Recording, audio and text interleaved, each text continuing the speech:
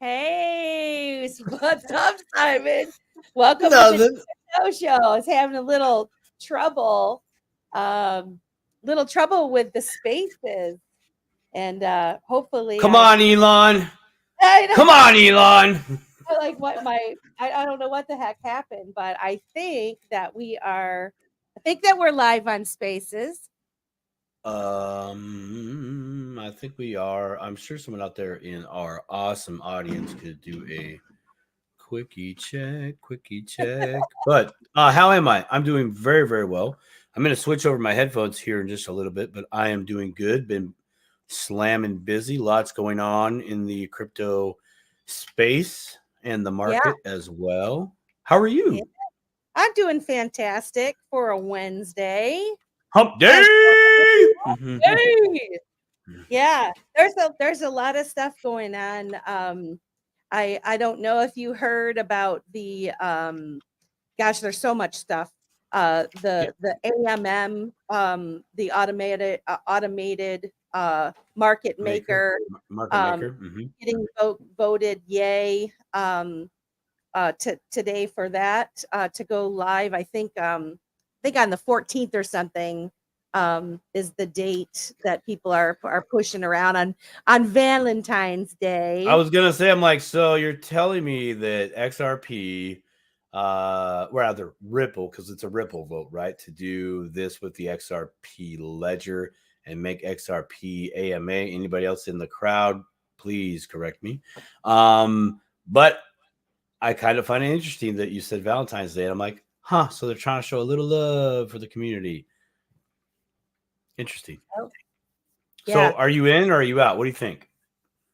Am I in? Well, I'm in. I think it sounds like a good opportunity. I have to learn more about what this all means. I did actually get a great crypto professor. Hey, how are you? He says AMM is where it's at. Mm-hmm. I do have a video that I have pulled up that I wanted to share with everybody that from back when David Schwartz was explaining how excited he was about this AMM. Mm-hmm. It's kind of lengthy, but I think for the audience, if you're not familiar with what the AMM even is, this kind of gives a great overview of that. So I was going to share, I was going to share that with the audience. You want to say hi to the folks we got listening all over in the YouTube universe and Yeah, we got Cody Garcia in the house enjoying some good pasta for dinner, watching this. Oh, looks like he forgot a line there. Epic show, I think, is what he was trying to say at the end of that. Epic show. We got Crypto Professor in the house. I'm trying to check all our channels as we do this. Looks like we got a few on the one of my channels. I was trying to go to the X to look at the spaces to see what's good over there. But yeah, all the YouTube fam out there, I know it's getting a little light. It's getting a little light out, at least here on the West Coast. So I mean, the sun's kind of still up beyond the clouds or on the other side of the clouds. So epic show, so epic. Go Cody. they like they Morning. like they got to benefit from the full song this time due to Hey, the thing. I don't know if Spaces is up. I'm trying to find it actually. Uh I can call we have a problem. It says we have a problem. I oh wonder if I need to start it again. system down. Well, okay, so See here. while you're looking while I'll you're start. looking into that, Okay. while you're looking into that, folks, today on the show, we're going to get to a little something. I'm going to cut down. Well, okay. So See here. There while it you're is. looking at, I'll start while you're playing looking that. into that, Oh, okay. while you're looking into that, wow. I just started the space. Folks, today on the show, we're going to get That's to, why. I was getting a really big echo there. Yep. There It's all good. is it good now? Because I just I, I think so. We're I fine. paste It totally threw me off, though. That was really cool. why. Yes. I was getting a really big echo there. Oh, Yep. there's the echo again. It's all good. I'm starting to now because I just I think so. We're fine. It totally threw me off though. That was really cool. yeah. You see here. Oh, there's the echo again. Technology. I'm starting to say shit. Shit's right. I don't even know. You see here. Technology. Let's see. Okay. We got You see you got your sis on. She says, "Hey sis." Oh. She's on X. Shit's right. I don't even Twitter. know. After all that hype that Cody just did, talking about how epic this show great, is. And epic, so epic. Yeah. Thanks, Okay, guys. so what go ahead. I was gonna. I'm just messing with you now. Go ahead. After all that hype that Cody just did, talking about how great, epic, so epic. Yeah, I have no idea what this is and why I'm hearing it. So now we should. What go ahead. Now we should. I was gonna. Hold on. I'm just messing with you now. Go ahead. Is that gone? I think so. Yes. Hold on. Wait. I don't want to be a chicken. I don't want to be a duck. So I shake my butt. So I want to be a chicken. Don't want to be a duck. So I shake my butt. I don't want to be a chicken. I don't want to be a duck. So I shake my butt. So I don't want to be a chicken. I don't want to be a duck. So get some XRP. How's that? Again. I think we're good. Yeah, I'm not hearing any echoes anywhere. So this is fire. I like it. Cody says, "Is this the multiverse of madness?" Yes, it is. Doctor Strange should be coming in at any moment now. I don't know from what timeline, so he may seem a little off, but yes, Doctor Strange is on the way. Who's Doctor Strange? Wow! Damn. Okay, all right. So here's your goal. Doctor Strange is coming in at any moment. I don't know what happened. I don't know from what timeline. So Doctor Strange is from the Marvel series. Who's Doctor Strange? Yeah. So your goal for this year is to watch. Okay. All right. All the Marvel movies. I'm ending the space. I don't know what to do. And there it is. Maybe I just have to start all over again, and we'll play the video. And if I can try to start it again, we'll do it. I apologize to the 6 people that are having to pain through this technical difficulty. Okay, so you're going to start the space? I'll start the space. I'll start the space, but I'll play the video. Yeah, let's check that out. If I can find it again, because it's okay. So that way. But I want to talk about your goal for this year.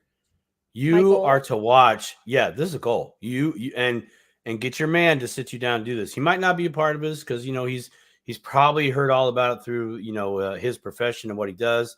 But you need to sit down and watch all the Marvel movies in timeline order.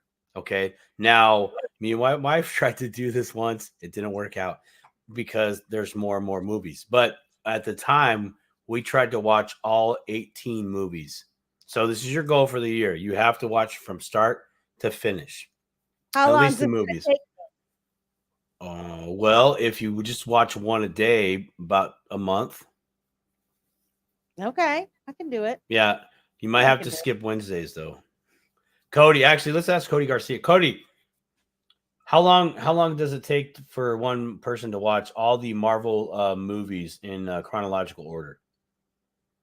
I'm sure Cody knows this. Anyways, so the AMA, that's cool. That's going live. What about old what's his face that allegedly got a little XRP taken from a wallet? Yes. What's up with that? So today, Chris Larson, I think it was today, he had a bunch of crypto of his XRP stolen. And initially people were saying that it was from a Ripple, the Ripple wallet. But yeah, but it turned out that it was just Chris Larson's wallet. And they were able, I think, to determine somebody had, actually I can find that too. Someone had like all of the addresses of where it originated from, in who, like kind of where it went. And I guess they're in the process of clearing up the situation. Crypto Professor says, how about the XRP FUD hack? Makes him want to buy more. Love me a good hack. Yeah. What you think it's kind of problem, reaction, solution? That was kind of my my first instinct about the whole thing. Whenever stuff like this happens, I just notice there's always a bunch of stuff that happens all at once. And then everybody's all up in arms. And it's right before there's something really good that's going to happen. And it just causes all this confusion for folks. What do you think, Simon? Yep. Same bull run, same playbook, just a different coin this time.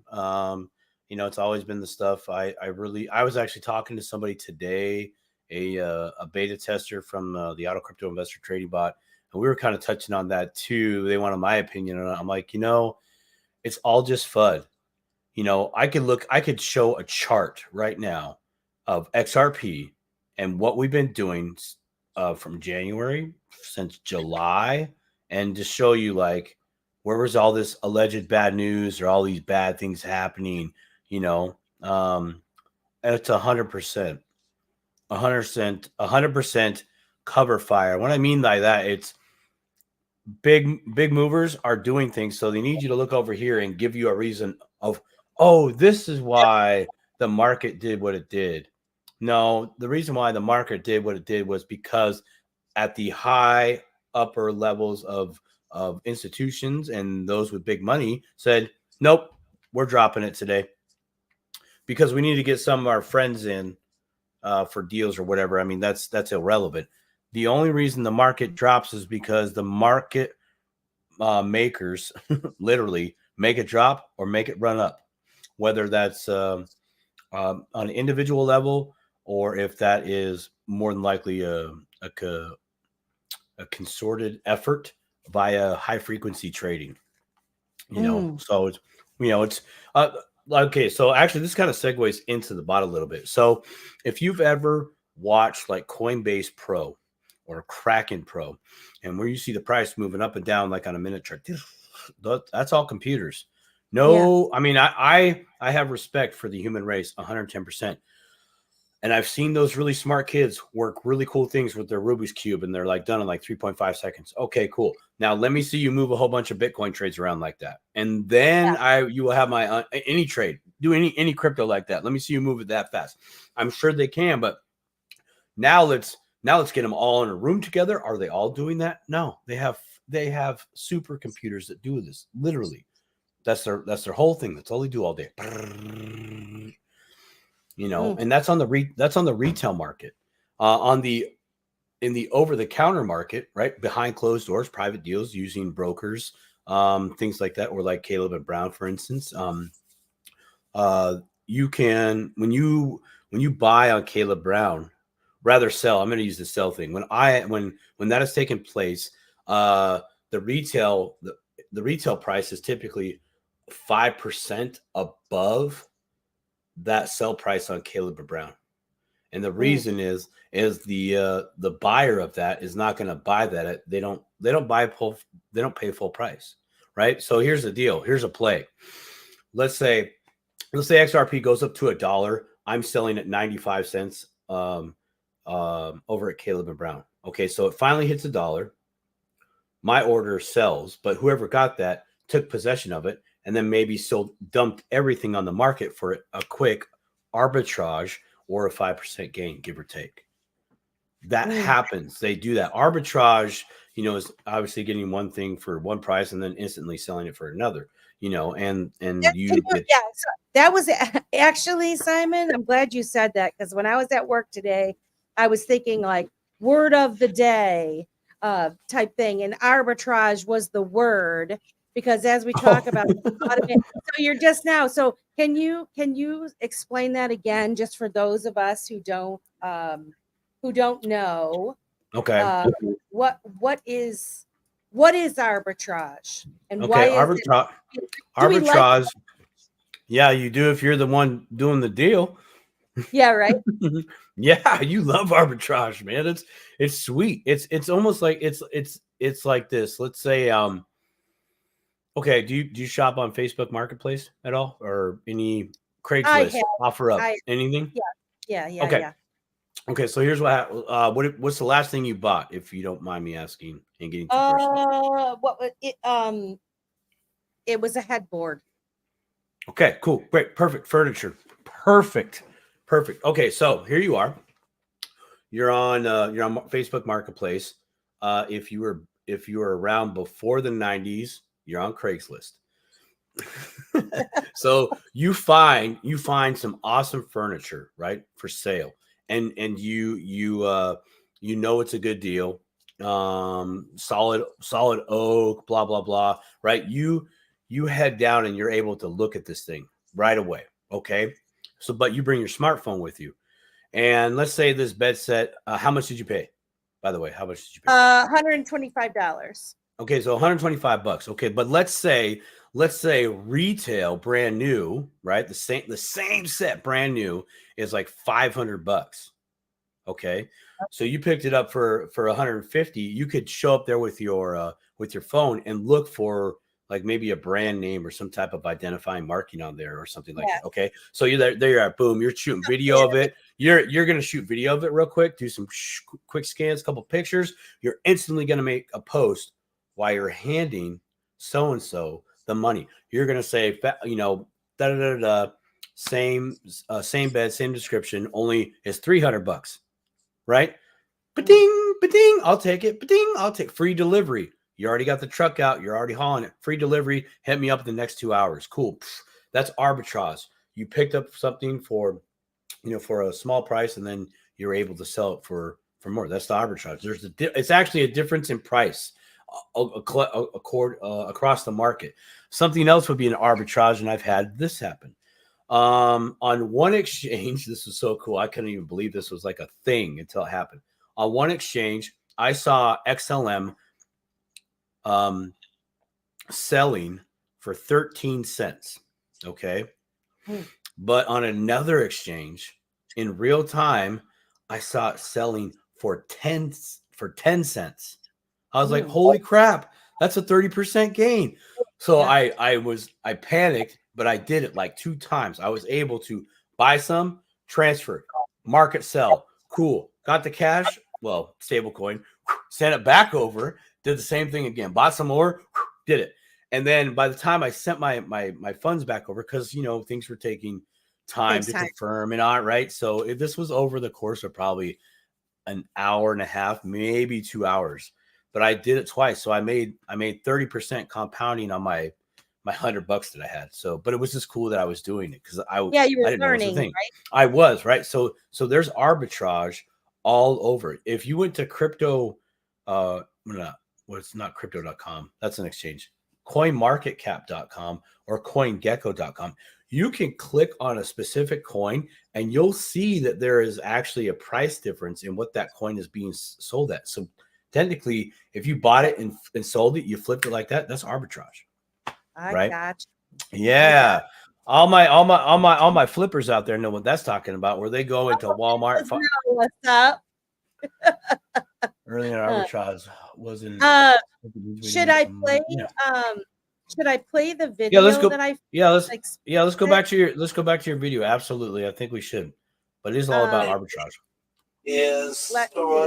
Liquidity is sort of the secret. I gotta stop it and share, because last time I did this, I forgot to put it to the stage. So when I do it this time, and add to stage, there we go. Right. Secret sauce to making that work. Liquidity. I hate when people slow them down like this. The secret sauce to making that work. The other thing that I wanted to play that back real quick. I'm sorry. Can you play that back real quick? Did he say that liquidity is the secret to the secret sauce? Okay, just want to make sure. Is a secret sauce to making that work. This Okay, is cool. when I'm listening to this, I want to listen to it together, and then kind of figure out like what I think it means and get your take on it. Okay, that's fine. Liquidity is sort of the secret sauce to making that work. The other thing that I wanted to talk about is automated market making. As I mentioned before, the XRP ledger is the OG DEX. We had a DEX in 2012. We have cross-currency payments. We have issued assets. We built the XRP ledger. We designed it, and other people have extended it with the payments use case in mind. And that payment use case is a cross-currency payment world. It's a world where some people like dollars, some people like euros, some people like Bitcoin, some people like XRP. It's a multi-token world. It's a tokenized world where maybe other types of assets are tokenized. And liquidity is sort of the secret sauce to making that work. I think personally, my earliest vision that I think has held for 10 years now was this idea of sort of public pools of liquidity. In existing payment systems, you're stuck with that payment system's liquidity. If you use Western Union, you get their cash in, you get their cash out, you get their liquidity, whether you like it or not, and you can't unbundle those things. That early vision was these pools of liquidity that everybody can contribute to and everybody can draw off that are kind of unbundled from the payment system or the asset that you're using to pay with. Automated market makers, I think, will help. Did that make sense to you, what he just said, Simon? Some, yes, but let him finish. I think we should do this twice. Yeah, this video is like 5 minutes long. I just want to let our show's 2 hours. Yeah, so I'm gonna play the full thing and we'll talk about it. Maybe go to some parts. But I mean, first of all, if you notice, he said 10 years. There's some. If you listen specifically, he's just talking about the history. I want to hear what he's really trying to throw down here. Yep. Okay. Improve that liquidity because they can capture a long tail of assets better than technologies like order books can. We've been working with the community on an automated market maker implementation for the XRP ledger. And today, for the first time, I think I'm going to let the world know that it has a mechanism that I don't believe exists in any other automated market maker design in the world that allows the stakers, the people who put the liquidity into the automated market maker, to command a larger share of the profits that would normally go to arbitrageurs, increasing the return. I do want to talk about why I think that the XRP ledger is uniquely suited to exploit that type of technology. Automated market makers have lose profit to arbitrageurs. Essentially, as the price of assets change, the market maker doesn't know that the price is different, and so it sort of makes trades at a loss. Arbitrageurs make those trades at a loss to sort of rebalance the AMM, causing what is sometimes called impermanent loss. Although whether or not it's impermanent is up for debate. Now, there are certain mechanisms that maximize the penalty that causes, and there are certain mechanisms that minimize them. And the XRP ledger has 3 factors that weren't intended for automated market makers. They were intended for payments, but they significantly improve the efficiency of automated market makers and increase the return. And one of those is speed. If you're arbitraging against an automated market maker, you don't know the state of the ledger at the time your transaction executes. You only know the state of the ledger at the time you create your transaction. So you have this latency period during which the price could change or the ledger state could change. With Ethereum, that could be several minutes. With the XRP ledger, that's typically just a couple of seconds.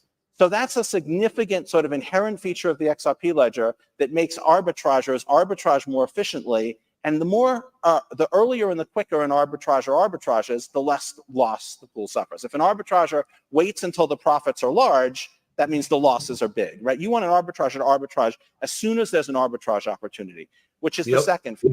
If it cost you $50 to arbitrage on Ethereum and less than a penny to arbitrage on the XRP ledger, you're going to make your arbitrage transaction more quickly. Yeah. You're not going to wait until the potential profit is enormous, and therefore the potential loss to the pool is also enormous. So the fact that the XRP ledger fees are lower is going to mean more of that money that would go to arbitrageurs stays with the people who are staking the pool. And that's what you want, because if people don't stake the pool, there's no liquidity.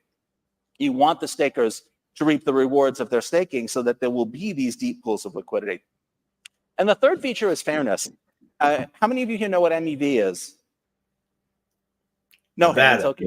One or two. Okay, I got a couple over there. I think those might be Ripple employees. But MEV is what Ethereum miners do sometimes, and they have no choice. Mining is cutthroat. If I can make more money mining than you can, I'm going to grow my mining operation. I'm going to put you out of business by raising the difficulty. If you can make extra money mining, you pretty much have to. You have no choice. You have to do it because otherwise you'll go out of business. And one of the ways that miners can make more money is by gaming automated market makers and decentralized exchanges. They essentially front run. They essentially they say, oh, I'm not going to execute this transaction, and I'm not going to execute this transaction, but oh, I am going to execute this transaction, even though it paid a low fee, because if I put my own transaction in front of it, I can make a profit. Most of those profits are user losses. To some extent, this part of it is to some extent a zero-sum game, right? A front runner who makes money from a trader is taking money out of the trader's pocket.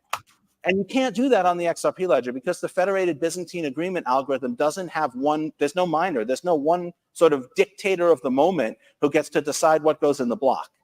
So those three features of the XRP ledger that it's had, forever, make automated market makers work much, much better.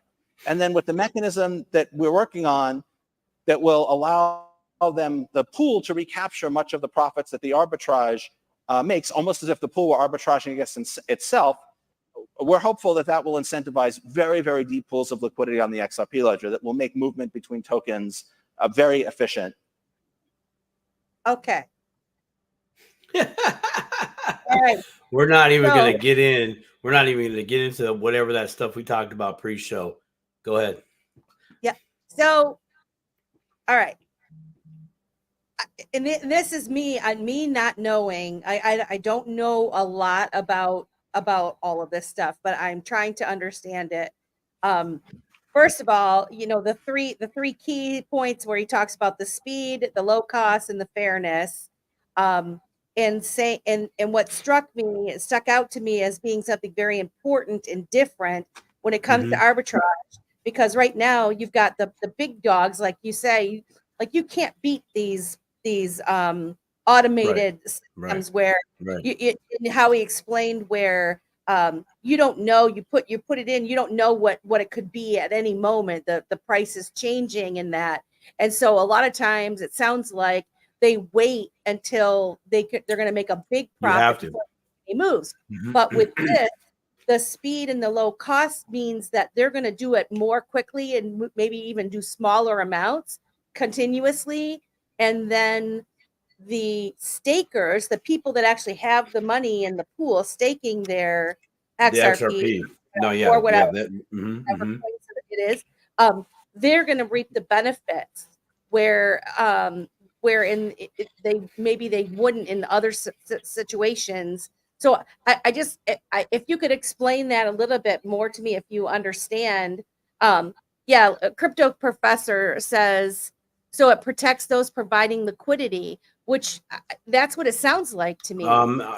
Protects, and I'm going to use my words, is almost a guarantee of increase to the pool itself. Okay, so let's first start with just staking for a moment. Okay, so when you stake something, okay, you're the person staking, and you go into a staking pool, you're saying, I agree to lock up this amount of coins for X amount of time, and I will receive back to my wallet X amount of interest on those coins, right? I'll get a reward, right? Okay, so it's the same thing.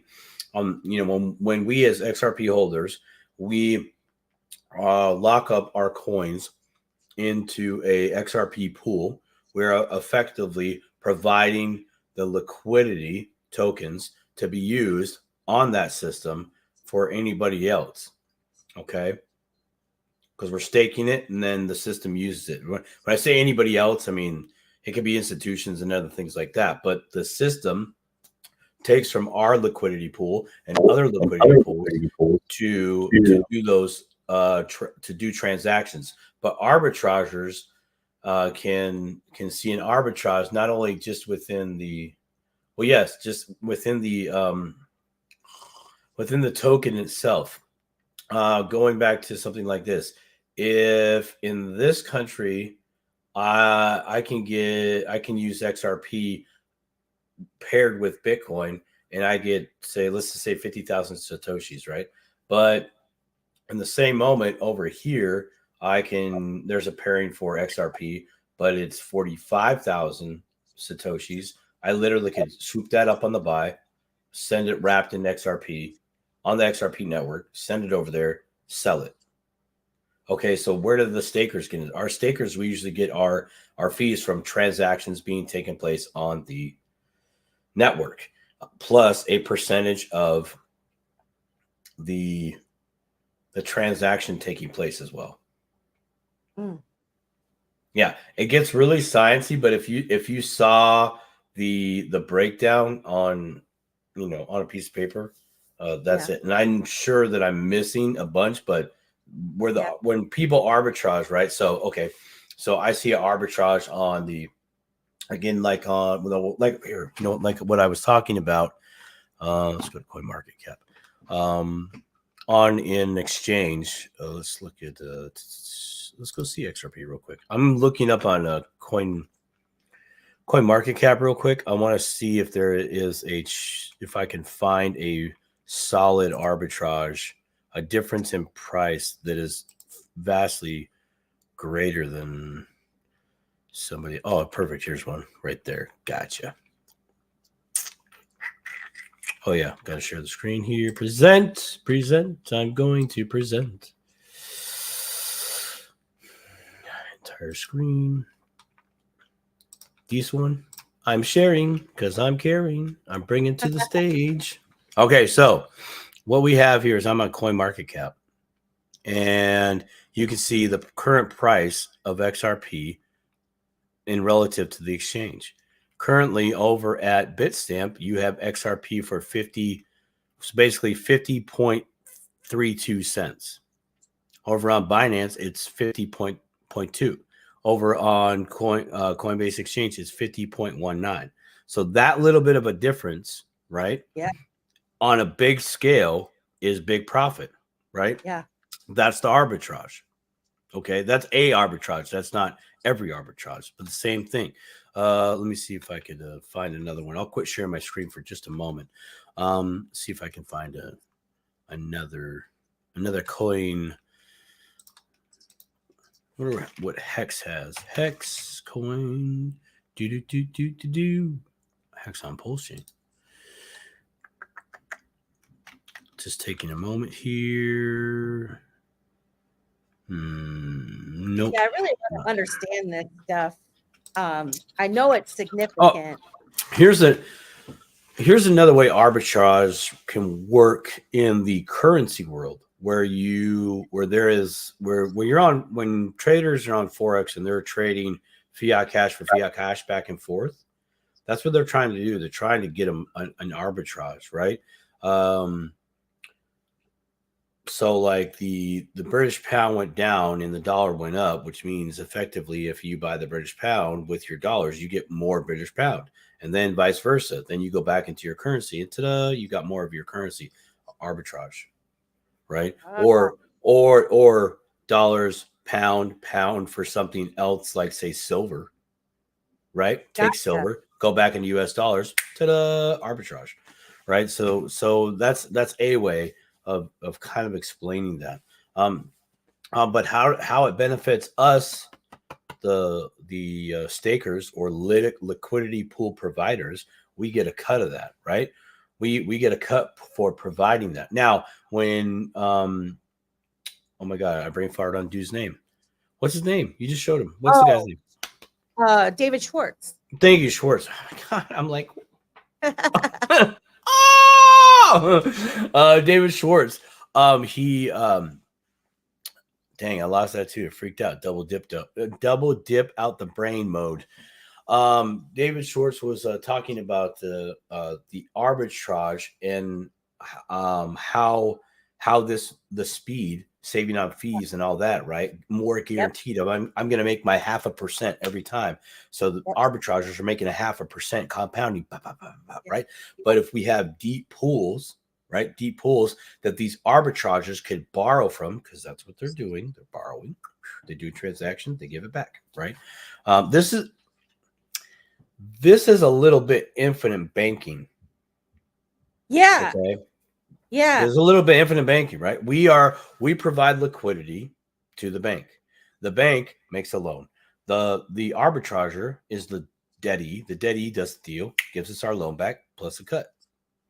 So the deeper we go, right, the more profit we can make on a 0.5% arbitrage. An example of that would be 0.5% of $1 million, $10 million, $1 billion, $10 billion. That the bigger it is, the more profit we get. Yes, it's still a 0.5% profit, but still that we're still making more because that compounds every time, because that number, that volume changes. Now, something. Now, this I could be way off, folks. I like I said, I learned this stuff. I try to pay attention, to give attention to a lot of different things, and I noticed that David Schwartz, right off the bat, he mentioned Ethereum. Okay. Yeah. And I know. I mean, we all know that Ripple and the XRP, they've kind of been held back because of the lawsuit that was brought against them.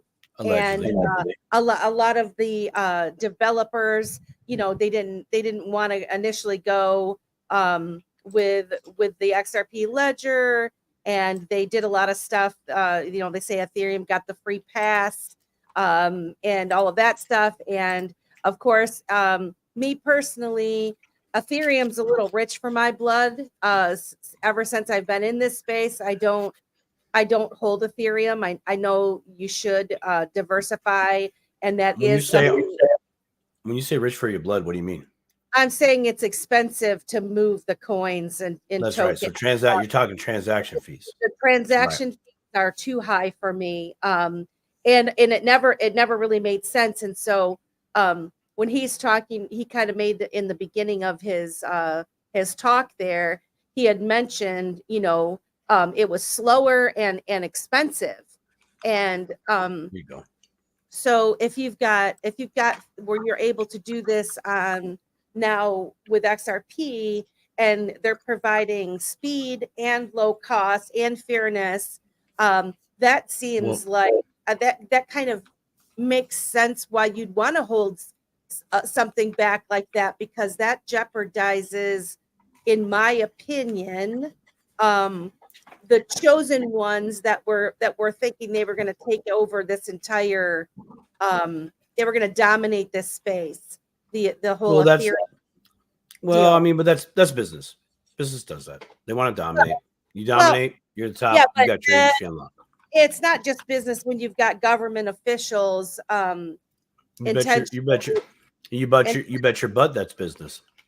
Well, it's illegal what they did. The lawsuit, the free pass speech, and all these things. Sure. Because right. It's an unregulated space, and the things that took place that gave Ethereum a leg up, I think was very unfair and not right. And I think now that this lawsuit's wrapping up, and they have legal clarity, and the fact that they're not a security, and that it's allowing all these other things to come into play. But I don't know. That's just my opinion on that. No. Here we go. Right here. I emailed you about that yesterday, Simon. It takes $5 of ETH to move $3 of any altcoin. That's very true. Yeah. Whoops! What is going on? And I mean, and who in their right mind would want to do that? Really? Like, why? Because at the time, Ethereum was the first one out there doing it, and that was pre lawsuit. We're talking 2018, 2019 stuff, and even back then in 2018, Ethereum was talked about how are they going to keep their fees low? Like that was a huge thing. But Ethereum, for the time, they dominated. XRP didn't have their XRP token did not have their things ready to go. As well as when I say ready to go. Okay, so let's focus on okay, your stuff's ready to go. My stuff's ready to go. Okay, cool. So we should just both be able to come on the market and not have any competition, and people should just buy our products because they do the same thing. When did the lawsuit come into play? We're talking like it was like 2020. Let's go look at a chart. I think it's before. I'm all I know is that the lawsuit 20. I thought it was earlier than that.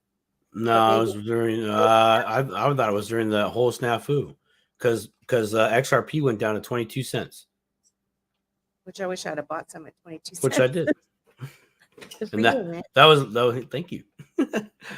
Don't be butthurt. I did. I got some and did what I did with it. But what I'm bringing light to is, yes, okay, XRP didn't get the free pass. Ethereum did. In my world, I'm like, dude, that's straight up business.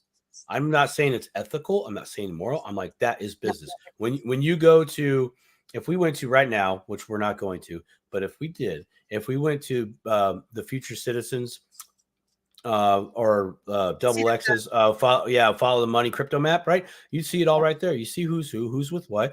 And I'm going to say also this, that the government is most definitely tied to business. And I can point out one way that it's tied to business. And it most certainly is. Yeah. I saw that too. Just give me a moment. But Melissa, when you want to open up a store, what do you have to do? You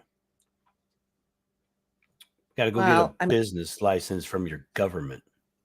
Yeah. Government is business, straight up. If you look at, let's go back 1400s, Three Musketeers, en garde, right? The king had his men. The men defended the land, resources from everybody else, right? Same thing's happening today. I mean, there's massive evidence of that, right? It's just another battle for the ever-changing world and a control or foothold in new space, right? Yeah. So the battle between ETH and XRP and others came out onto the street, and we're in it now. Where's Ethereum now? Yeah. Well, I guess what I'm saying is, I think that the lawsuit did not help, and I think that the corrupt folks that are in our government, they most definitely had a hand in that, and have tried to hold back this entire crypto space for them to get they want to. Absolutely, because this crypto and now we're coming towards legal clarity, regulation, and all of that. And I guess may the best man win, because see, that's how they win. Okay. And I'm going to go into the government. We're going to go down this road a little bit. Okay. What happened pre-FTX is this beautiful thing came out, and it was called cryptocurrencies. And what happened? The banking retail market, me, you, everybody else at the time, we said, bye. I don't have to use your system anymore. There's this over here. There's multiple projects out there where I can send payments back and forth all day long. I don't need you. Right? And it took off like a wildfire. Now, these the defenders of the old system had to make big moves. They saw this. It caught the financial institutions off guard. They weren't ready. They were definitely not ready for it. Okay, now whether we go on the, well, this had to come out anyways, I agree, but it's still somebody lit the fuse too early or something of that nature because of how the financial institutions reacted. Laughed at you, poo-pooed you, tried to buy it from you, and now they're stealing it from you. Okay, let's talk about FTX just for a minute. What, Sam Bankman-Fried just came all up on that on his own? Dude, follow the money. Follow the money. That was a paid opposition to put a screeching halt on the market, have a black swan crypto event. So these regulators pretenders could go in there and go, oh, it's bad, Warren, but it's bad, it's Warren. Oh, we need the SEC to come in here and do some things. The SEC needs to protect the people, the big people at the top in your comfy leather chairs. Now, look, I'm all about comfort. You got there at your own means in your own ways. However, you're supposed to actually be for the working person out there. You're not. Straight up, you're not. You know it. I know it. We know it. That's why we kind of did like this. That's kind of why we did like this. And I'm sorry, earmuffs, kids, turn off the camera for just 1 second. We did like this only in reverse and said, read between the lines. We're gone.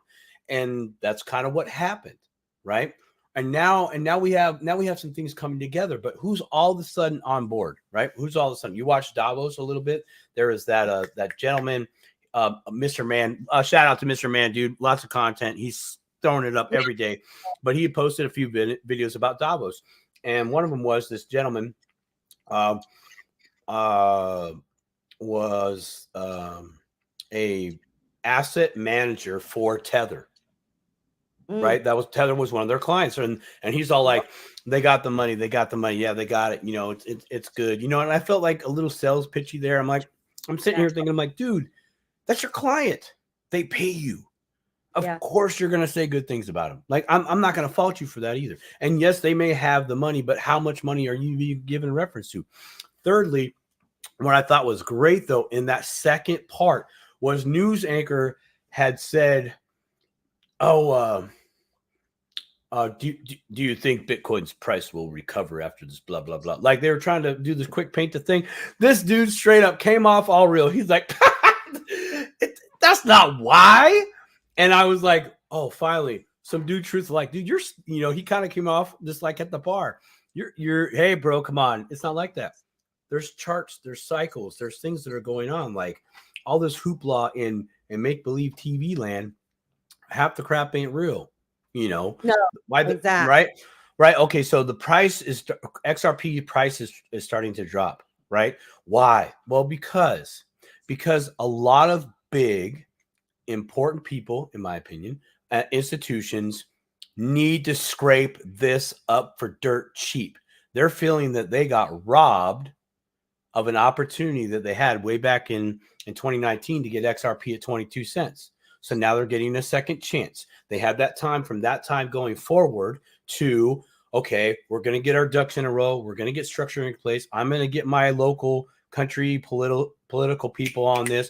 We're going to start adopting all these fintech peoples. We're going to see fintech shows. The Fed's going to show up to these fintech shows. All these things, all this started popping up. We got to get out there. We got to show we're a part of this thing, right? And here we are now. You watch Mr. Man's future map. It's pretty close. He follows that regulation. Everybody's like, oh, good. We got regulation clarity. It's like, no, man. They literally just got their people in politics to agree to this to their benefit because those mother blessed people were late to dinner. They were late. I know. Sorry about the tangent. Hold on. Let me get off. Let me get off my soapbox. Okay. I think not only were they late to the party, they weren't really late to the party. They were just corruptly putting their money where they thought it was going to be safe. Yeah. Whoops. Wrong place. They were playing little games. And I think a lot of these things that have gone on have been traps. Because I'm one of these optimistic people that think that major moves, like Mr. Man's song says on his show. We make a move. We make a major moves. We make a move. Yeah, I know. I think that there are major moves being made, and I do think that some of the corrupt folks are being taken down. And I'm pretty optimistic about it all. Really, what is it? What was that? Oh, I'm just throwing a few things. X dollars smash savage. That's a tongue twister, dude. Do you like get up on a mic and say that name? That's great. BTC can be 51% attacked. What does that mean? That means whoever controls 51% of the miners can say, nope, we want the chain to go this way and not that way. That's what that is for all you new people out there. So yeah, China and China adjacent companies can wreck BTC. Absolutely. This is a good example right here of business. This is what big business does. This isn't what my local restaurant does to the local trucker stop. We don't play games like that. This isn't what the local farmer does to the local restaurants. We don't do that. We don't play those games. It's these people, these big, I shouldn't say people, institutions, powerhouses. This is what they do, and is it unfair? Yes, but they've been doing it the whole time. Yes. Do I have to accept it? No, I don't have to accept it.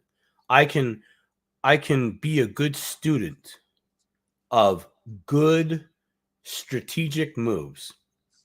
Only my intentions, in my opinion, will be a little bit more pure than theirs. So, just like we kind of brought on with the infinite banking. Yeah. Yeah, that's a blessing. Let them see. I don't want to put it out there on the wind, but I want to see them try to take away that, because they'd be chopping off their own hands. Yeah, they'd be chopping off their own hands, because that's how they roll. Exactly. Right? ETH can And they be don't backdoored. Yeah, they don't want you and I to know about that sort of stuff, really. And so there's a lot of call me whatever you want, but don't call me late for dinner. You dang right. If you're in crypto right now, you ain't late. It was the big head honchos. That reminds me of a song when I was a kid that somebody used to sing. Well, you can call me Ray, or you can call me Jay, but please don't call me late for supper. Yeah, that's this. I'm glad you brought that up to Melissa, because that's what we've been looking for. In the XRP community, that was kind of the whole deal with staking, right?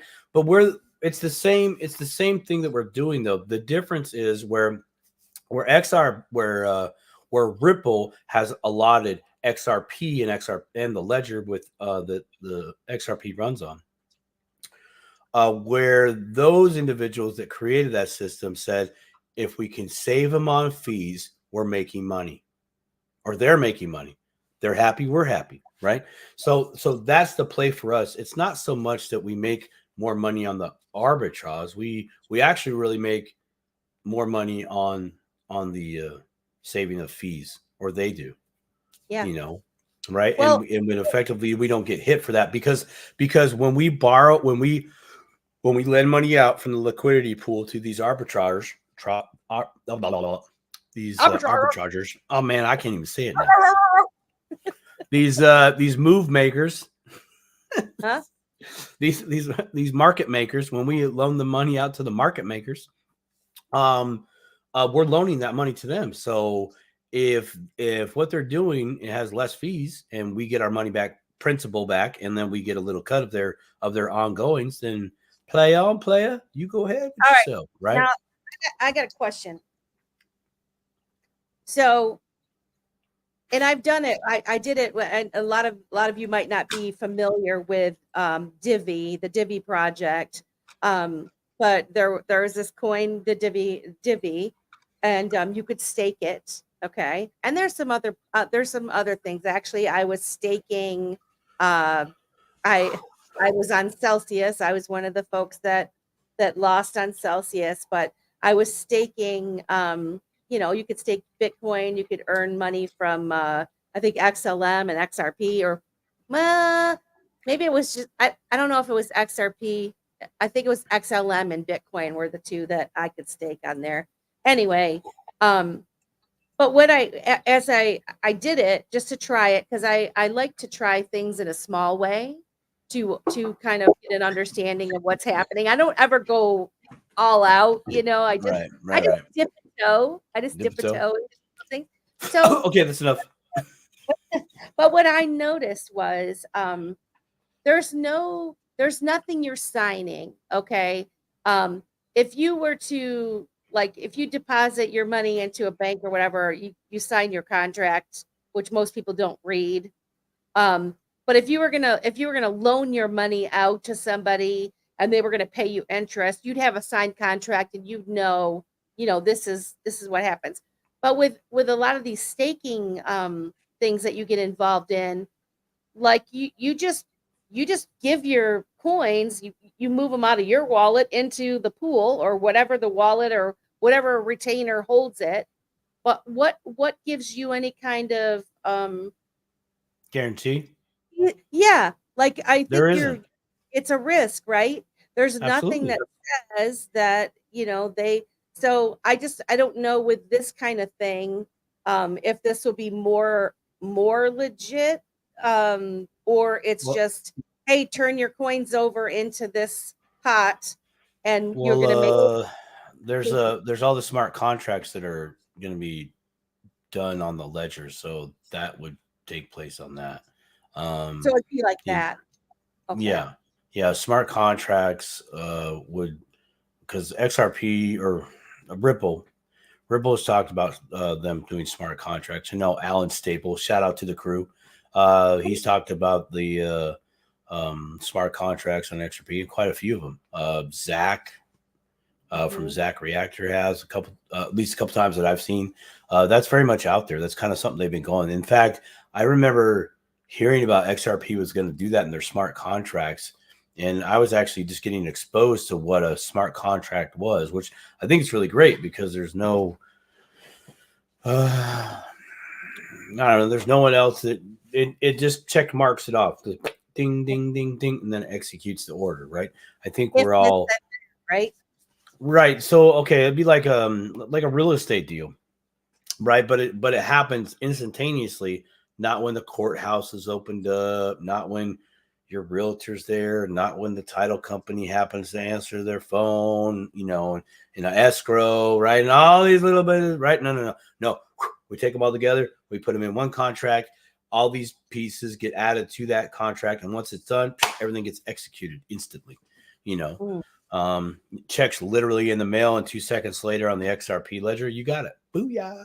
So that's where the smart contracts are really going to come to play. You're going to see that industry grow fast. So if you even know contracts at all, if you're like a manager or assistant manager at a apartment complex, you at least know leasing agreements. You're in there. That's going to be a smart contract.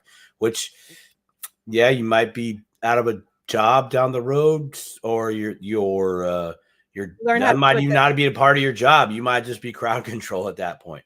yeah. Or There you might be be other things there. something else, Yeah. and it be doing it a different way.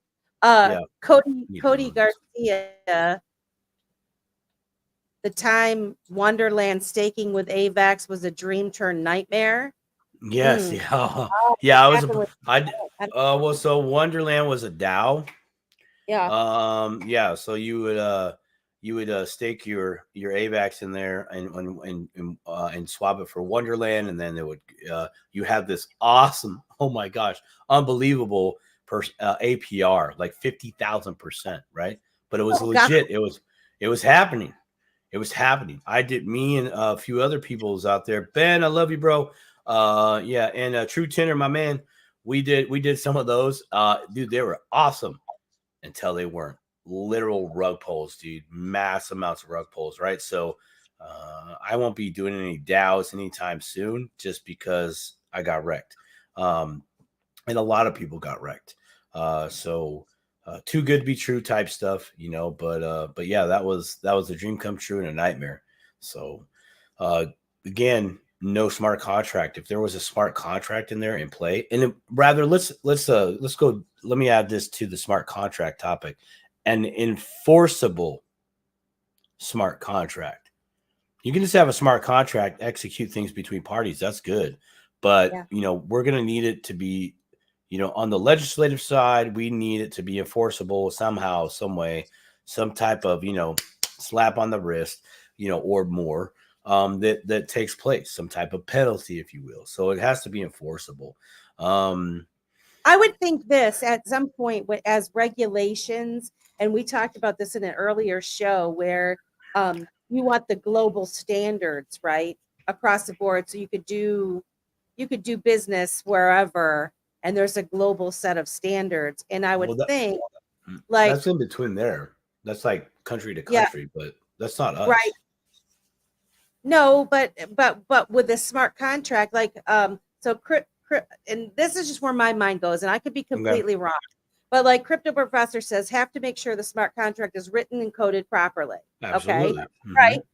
But what I'm thinking, as we get into these standards and regulations, as they're approved and the global standards are set, kind of like, I think when I used to work for a company, and we were working to become Sarbanes-Oxley compliant.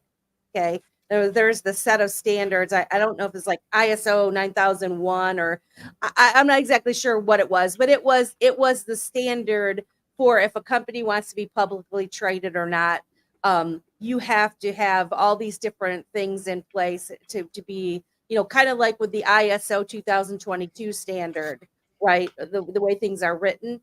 I wonder if there'll be a standard for these smart contracts in the future, like a recognized standard, so that, say there is a new company writing smart contracts or whatever, you as an end user or somebody that's going to participate in the smart contract with that company would know that they have they're compliant with this standard. Do you see what I'm saying? Like, I don't know if anybody listening out there is understanding what I'm putting down, or but I'm just thinking, like, at some point there's got to be that for because that is part of what does protect in theory, what protects the public, right? But that's them. That's business. That's them. That's international. That's that. We have to really recognize our place in the world. The mass majority of regulations. Have you seen one that actually is in benefit, in agreement to the everyday human being on this planet? I would say no.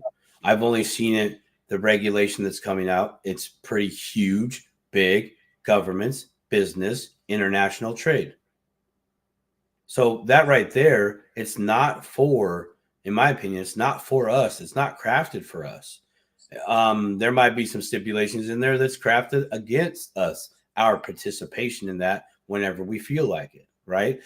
Just like if I have a business here, I have to go to my government, get permission, licenses, etc.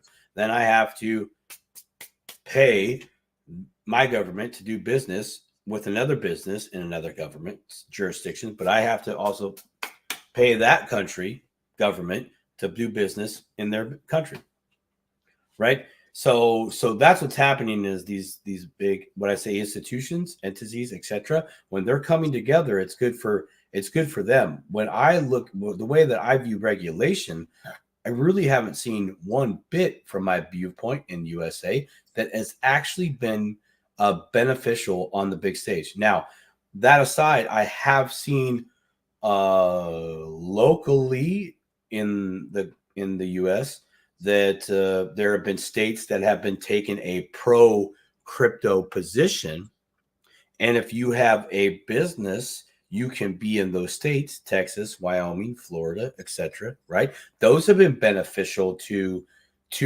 businesses, again, in those jurisdictions, and they will start with the people to entice the people to come there to what? Start businesses.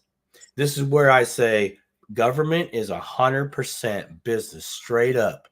They make the rules of engagement, how to do business back and forth. I mean, what I can do and what I can't do when we're conducting business, doing business actions, competition against each other, or in joint ventures. All those rules are laid out. It's not all laid out for what I can do in my personal life with my crypto. That like, there's a huge separation there that I think is is limited to us even right now. Like with us providing the liquidity, okay, every XRP holder, right, are one shot to sit at their table that they built, right? You know what I mean? Like we get, okay, cool, we get to provide liquidity. The arbitragers, whoever they are, probably big business, doing very good at what they do for lending back and forth, etc. Big banks, they know how to arbitrage very well. They're very good. Banks are very good at being banks. Banks are very good at doing loans, but we're giving them the money to go do the same thing that they've always done. Now, on the XRP ledger, it's a little bit more fair because the fees are less, and that less fees translates over to the liquidity pool. But in just the topic of rules, regulations, etc., it is good that these countries are getting together to talk to how to do business with each, to have their businesses in their jurisdiction do business with each other at an international level. This is good. They have to talk about that. They have to come to agreement on that. That's why everybody says regulation is good. But when it comes down to the natural man or person here on this earth, from my viewpoint, I haven't seen one thing that really actually benefits us at that level. You know what I mean? So I adopt the old saying, if you can't beat them, join them. But that doesn't mean you have to be in bed with them. That just means you're a close student to all their processes that they do, every strategy that they've implemented to, at some point, be at their level of playing field, if you will, right? If you want to be a millionaire, go read what millionaires read. Go do what millionaires do, product of your own environment. And that's what I say. If you can't beat them, join them. But I don't mean like, hey, I'm going to create a treaty with these people and it's all going to be hunky-dory. No. Why they make their millions and what they do with their millions is vastly different of why I want to make my millions and do with what my millions I would like to do, right? And that gets back to intention, but we're not here to talk about intention today. But backtracking, that's why XRP Army, in my opinion, the everyday Joe is like, yes, this is the one for me. This is the one to at a minimum that will elevate my life, or maybe I feel like I'm in the everyday gutter of society, so to speak. Okay, and that's just a loose term. Okay, everybody has a different version of what that is. But if you got a hand out of the gutter and one foot on the curb, it would be XRP. It would be this XR doing the AM or the AMM. That's going to help you out, right? What we talked about last week, same thing. The infinite banking concept, using their system, finding a way to make it work for you, right? That's what we have to do. But all that regulation, all that contract typically benefits those companies, those businesses, etc. It's never really us unless we figure out how to use it, right? I understand where you're coming from with that. And I do agree, that the interoperability and the global set of standards and that, but it does trickle down to us. And as far as regulations never benefiting us, I do think there's many incidents where it does. And I guess what I was saying is, for an end user of these things, that not everyone is like us. Not everyone. True. Right. I mean, we are such a small percentage of the population. Absolutely. You were saying earlier that the crypto space just took off, and a lot of people did, but it was still is such a small amount of the population that even gives any attention to this whatsoever. And unfortunately, most of them will be just ushered in. However, the main the bank and the big dogs want them to go. They're gonna go the way that they want them to go. Yeah. Right. For people that are giving this attention, and when I say about like a set of standards or when there's legal clarity and that sort of thing, that is what does enable the end user or someone to start a new business themselves, right? The lack of legal clarity in the United States, I think, what has held back some of the innovation or project, even though they might have went forward with some things in other countries, but the lack Like of Divvy.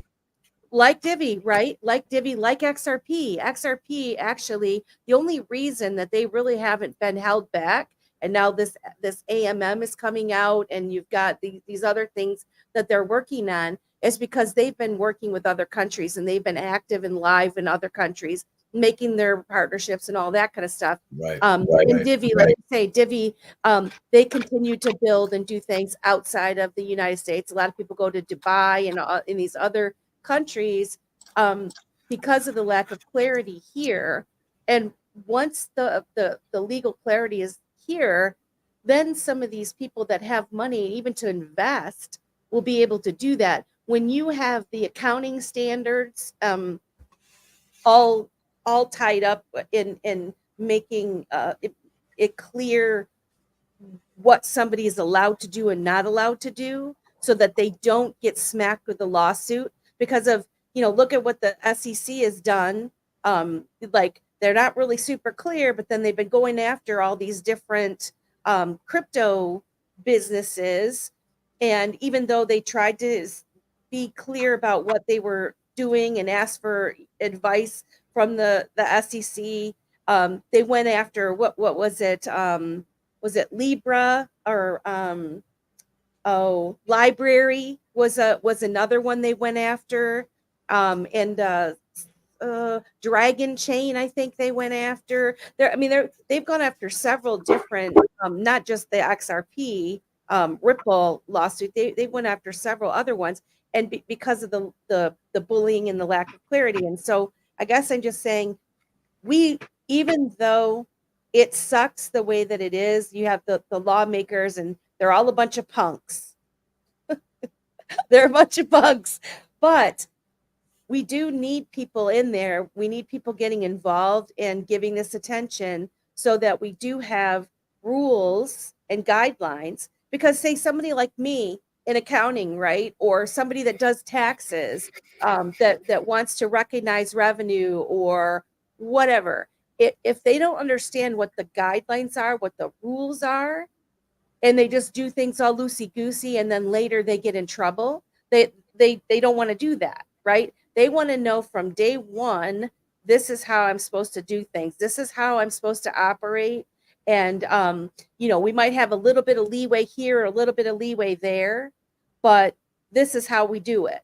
And until we get to that place, I don't see that there's going to be the big money is really all going to come flooding in. And then the big money is what trickles down to the smaller businesses, where the smaller businesses then get confidence to open up and start using crypto, accepting crypto, right? Because if you have a business and there's all this uncertainty, which we were going to talk about that too today, the fear, uncertainty, and doubt, it deters people from even participating because there's no clarity. And until there is clarity, they're going to continue to be able to use that as a weapon, I guess. Well, see that? Yeah, no, I hear that, but that's the. I guess for my personally, I just have a problem with that. Hey, Dad, can you make rules so we know how to play? Like, dude, when I do a sell to somebody, I sell my trailer. I don't need mom and dad to tell me how to sell a trailer. I don't need mom and dad to tell me how to make up a price on it. I don't need none of that. I would say that, to at least from my own experience, I've viewed a whole bunch of unnecessary rules and regulations on things that it's just like, why is this here? And nobody can actually explain it in just basic terms. Kind of like if you stick a key in the light socket, you're going to get electrocuted. What's that? Oh, you're going to die. What's die? You won't be alive right now. That's it. That's why we don't do it. Yeah, or old school. Go ahead, touch the burner, see what happens. You're gonna get burned. You know, you know, it's like, where's that simplicity? It's like we look for clarity, and it's like, dude, let the market define clarity, right? Because I'll tell you what, when the mob is with you, okay, when the mob is with you, and I don't mean like the mafiosos, I'm just talking people, okay? When from a business, if you have the people and you serve the people properly, they show you the mutual respect, okay? If you do them wrong, they do you wrong, and you're done, right? That's literally how deals are done. If I personally screwed people out of a trailer deal, right, they're going to snitch me out to everybody else. Everybody's going to get the heads up, and then I suffer for that, right? But having this, hey, here, you make the rules on all this. We're going to be 100% good with it, no matter what. We'll operate right here, even though you left yourself an out, but didn't give us the same out. That's okay. That's where I just have a problem with that, because we've seen that. We've seen that. So it's like, you know, when I hear we need regulation. No, businesses need regulation. That's it. Because that's business. Well, that's what I'm talking about, really. I mean, yeah. I think you're actually business. talking about peer to peer, right? You're and saying there's a major bleed over about, that. about the peer to peer. Peer to peer. Yeah, and it's just like there's or using bartering with each other. Here's but there are already rules about bartering. You know, here's a classic example. Shout out to all my cryptopians in New York. XRP gets relisted on Coinbase. Coinbase says, "Oh yeah, man, you guys can have it, man. You guys can buy." Oh, sorry, New York. Sorry, your leadership there says no. You can't have this. Daddy right? said no. Daddy said no. Right? Like, first Daddy off, VPN. Majority rules. The rest of the country is going along with it. So you know what? I'm not going to get that. I'm getting on my soapbox. I get too passionate, because when an entity limits or takes away someone's chance of happiness, that is against the law, and that's what's being done. Straight up. You can't tell me what I can buy and what I can't buy. I'm not doing any damage to anybody by buying some XRP, except maybe you don't want me to have it because I'm no longer playing in your sandbox. Because, dude, I'm tired of your sandbox. Your sandbox sucks. It's got cat poo in it. I don't like cat poo. Okay. Hey, what I got. Let's talk about some FUD, though. Because, because it's everywhere right now, man. Really what do you got? What do you got? It's everywhere. What have you heard lately? Well, I mean, I guess just the overall vibe. And there's a lot of people that, they bicker back and forth. That's one thing. And then others I've seen just a bunch of different people saying, I'm selling all of my my XRP. I've had enough. This is it's take too long, and now there's the compromise with the wallet, and they just want out now. And I'm like, bye. I mean, it's really silly. All this time. Yeah. And I'm very suspicious of so many of them all of a sudden popping up.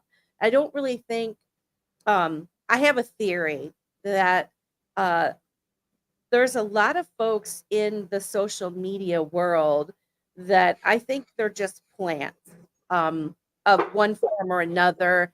I don't know who's paying them. I don't know what the objective. Well, I think some of the objective is to muddy the waters as much as possible and create chaos.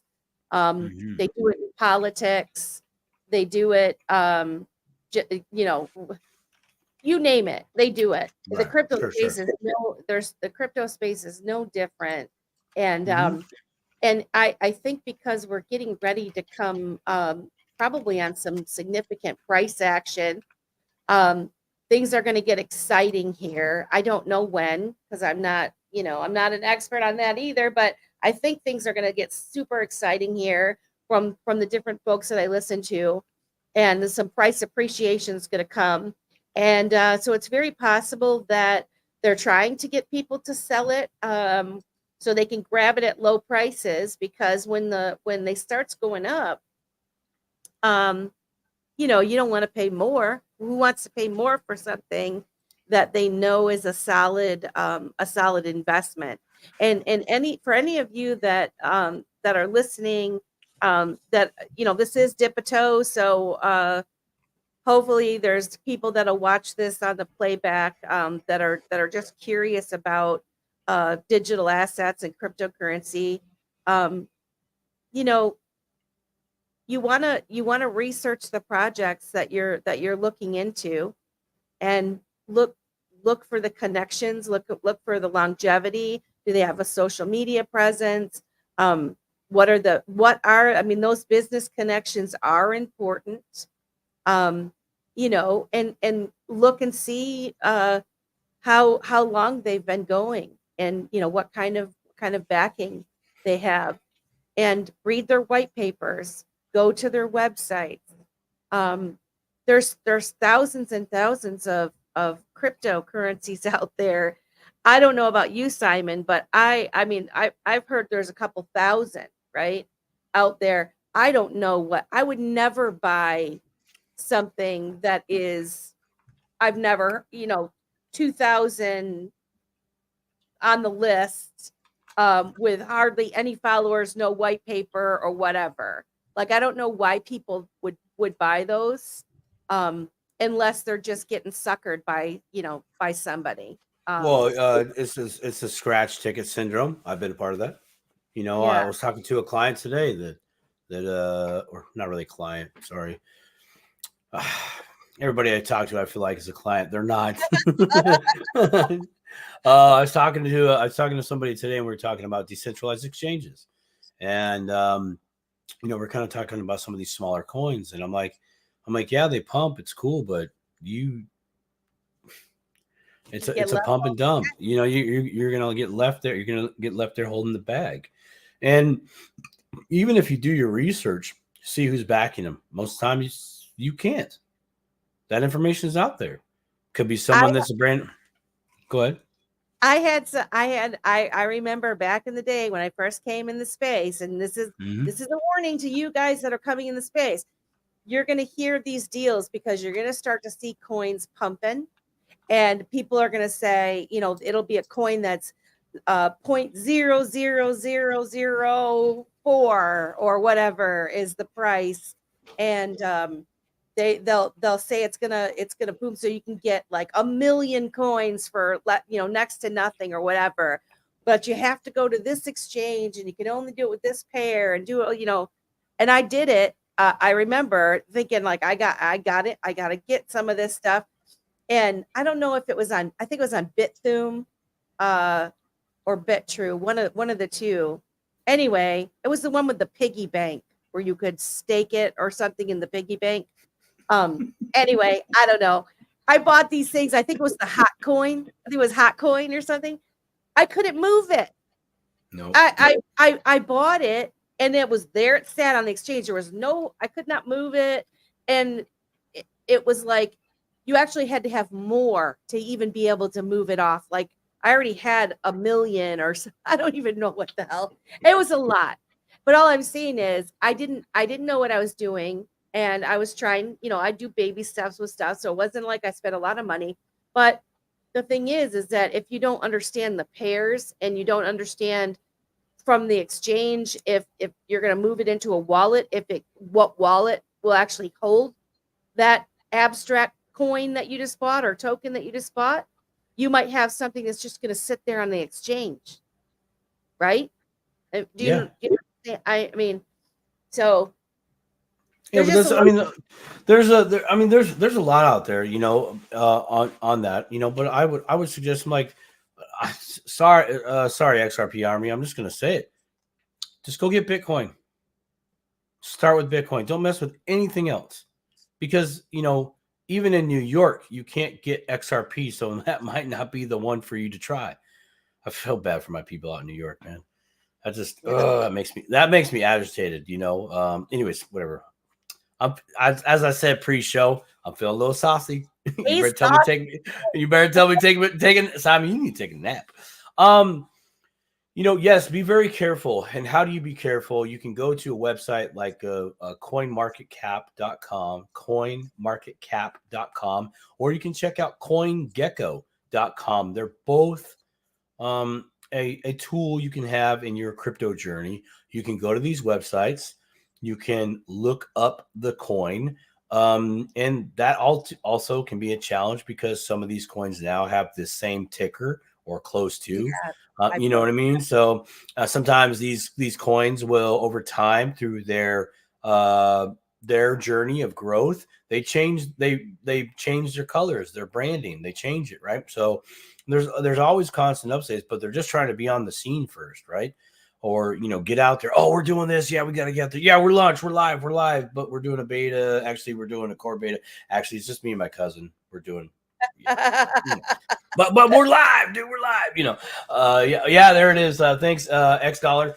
23,000 cryptos on the market today. There it is. That is a lot. Yeah, that is a lot. Right. So I mean, drop. Let's implement the 3 zeros project and just get rid of those zeros there and just 23 of them. Call it a day. Make your life simple. Only a 0.5% going to survive. Let me see that. Hold on a second. I want to pull out a calculator. X dollar smash average. Is this a friend of yours, Simon? All cryptopians are friends of mine. I know that. I just wondered how X dollar smash savage came across our show because I haven't seen him before, and I wanted to welcome X him. dollar probably. I would say they are a stapler. A stapler? Yeah, they're from the crew. I've seen X crew? dollar. I've seen some people X dollar over there on the crew before. All right. Okay, so by the way, X dollar there. I'm gonna put that back up. So only 0.5% going to survive. That would leave 1,150 of them. I don't even think it's gonna be that. We might be in the. I'm thinking it's gonna be 0.01%. Yeah, it's gonna be just a 0.1% there. That's what I think it's gonna be. That would leave us 23 tokens out there after it's all said and done. In my opinion, I could be wrong. I've been wrong before. I think it's going to end up being less than 100 for a while. Like it'll pare down and pare down and pare down. Well, we're gonna have a lot of acquisition. I mean, just consolidation. Yeah, like Davos, Mr. Man, once again throwing out some good content there. He showed a video of somebody else's video that had someone from XRP, from somebody from Hedera, Hashcraft, and another one from Algo, and they're all having a nice little chit chat, and that could have just been over, some tea and cakes, probably not, but that's where deals are.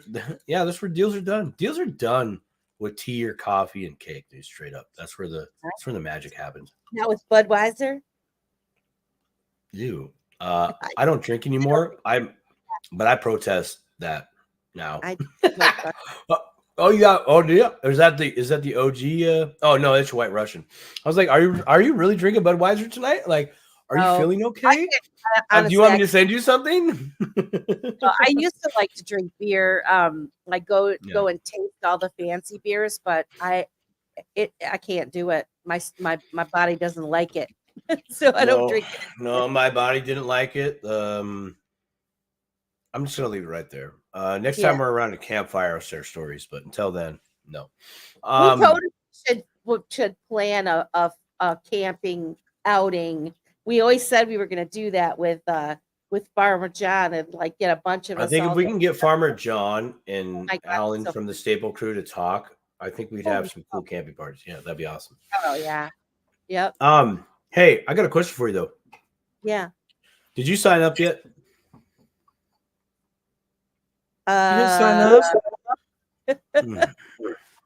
for the auto crypto investor trading bot. Did you sign up yet? All you have to do is sign up, and then you call me, and then I help you connect to the bot to the exchange, and then you set it and forget it. I actually have the website up. I can show people. Oh, okay. Well, yeah, show. Let's just show them. Sure, why not? Out of hot water a little bit. Sure. No, you still sign up. You sign up right now. No, you don't have to sign up right now. I was just curious if you sign up because we're still in beta. Registration closing soon. Still hasn't been determined, but if you registration for the beta, if you go over there, yeah, go ahead and pop that up right there. There it is, autocryptoinvestor.com. That is the website.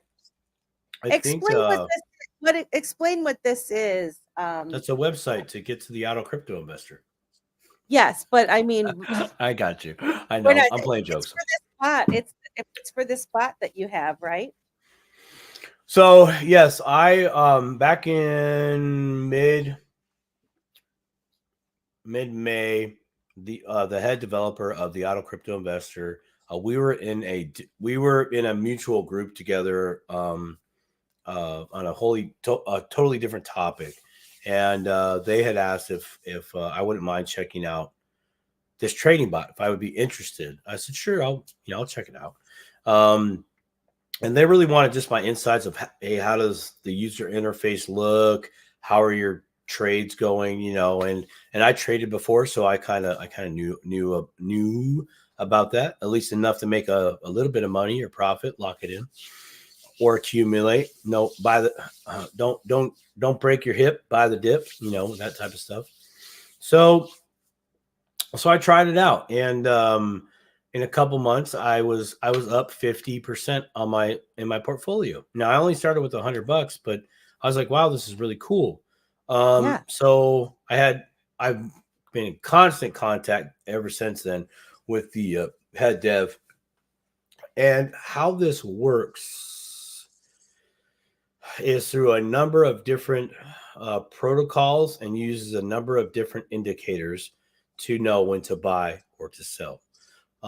That's not just based on market conditions, but something that I found one of the first things I found interesting, Melissa, is I don't want a bot to spend all my money on one coin, like all of it, right? Just because it happened to be in a good position. Yeah. What this bot does is, if let's say, so we're using this bot with stablecoin. Well, right now, USDC, USDT. More to come later. But let's say you're over at Coinbase, you have an account there. You're like, Simon, I want to hook up the bot. Okay, we hook up the bot.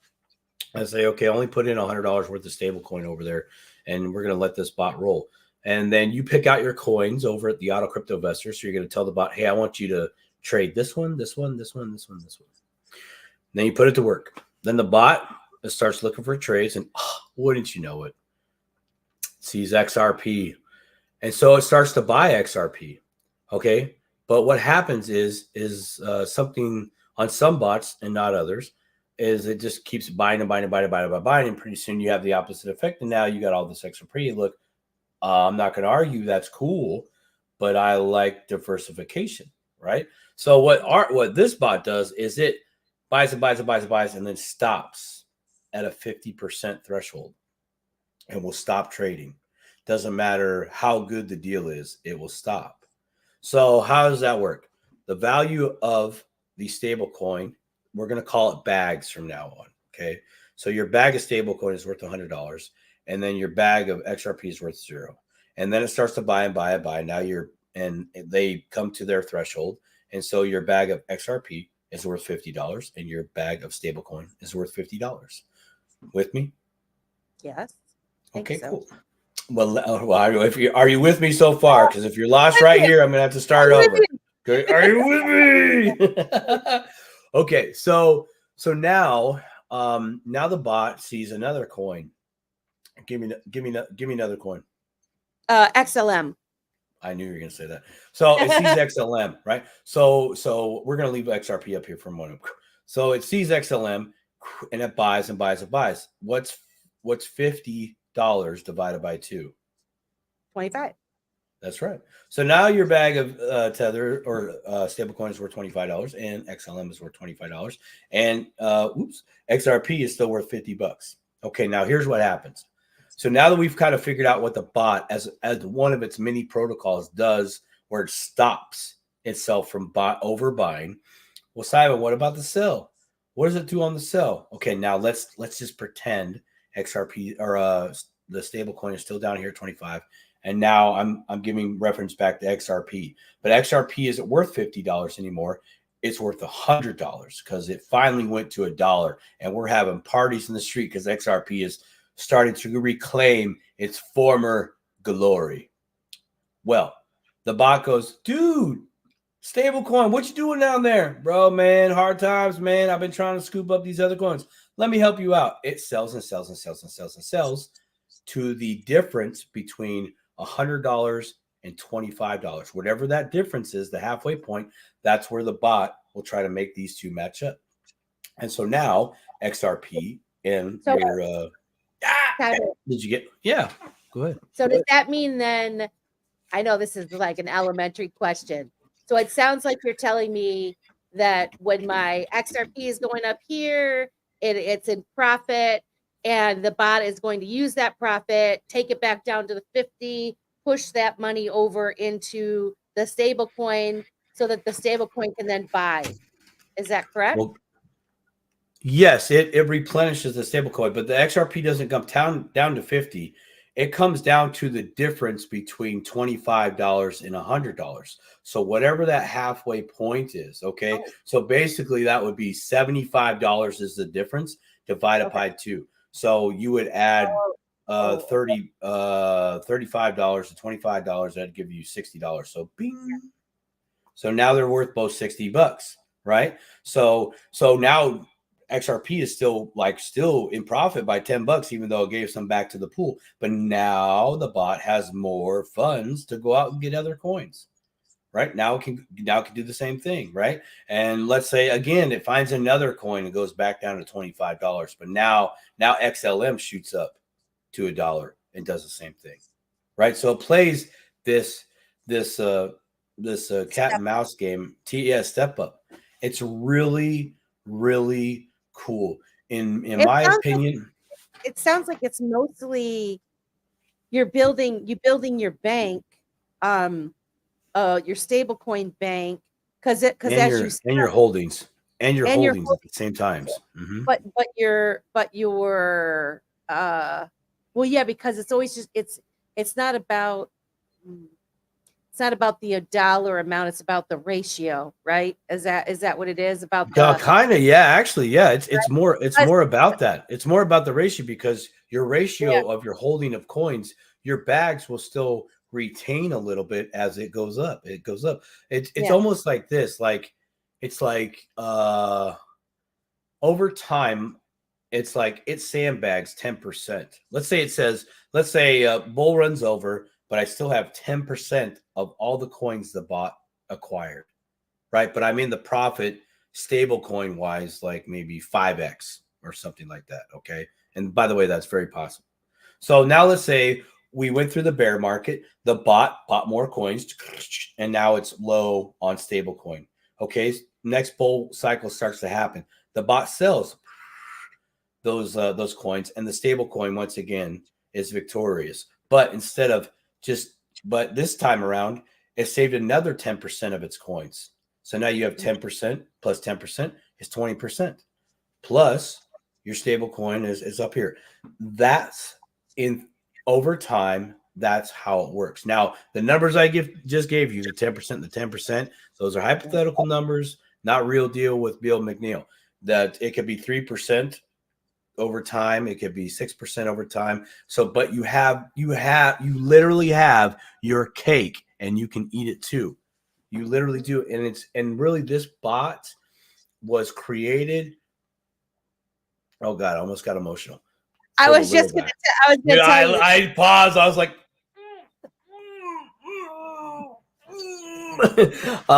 was created for the little guy.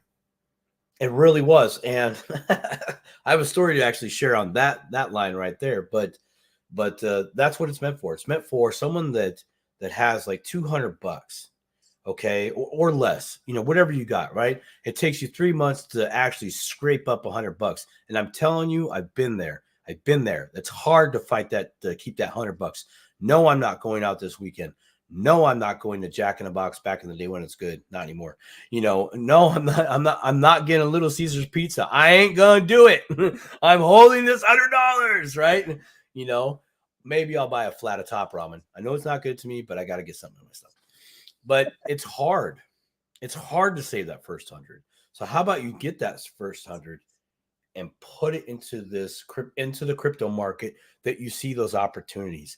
But now you let a bot trade for you. Okay. And you don't have to, you can pick one coin. You can pick 2 coins, 3 coins, all the coins that you would like to participate in. Now, I'm dev team. I'm sorry, I'm putting this out there. I just got to do it because I think it's probably one of the most opposite things. And yes, crypto professor, depending on the exchange, Kraken is super limited on on tether pairs as well as USDC pairs, another stable coin. So you're limited over on Kraken. However, professor, how are you doing, by the way? Just real quick. On the bot, you doing fairly good? Okay. High five, knuckle bump, body slam. How you doing over there?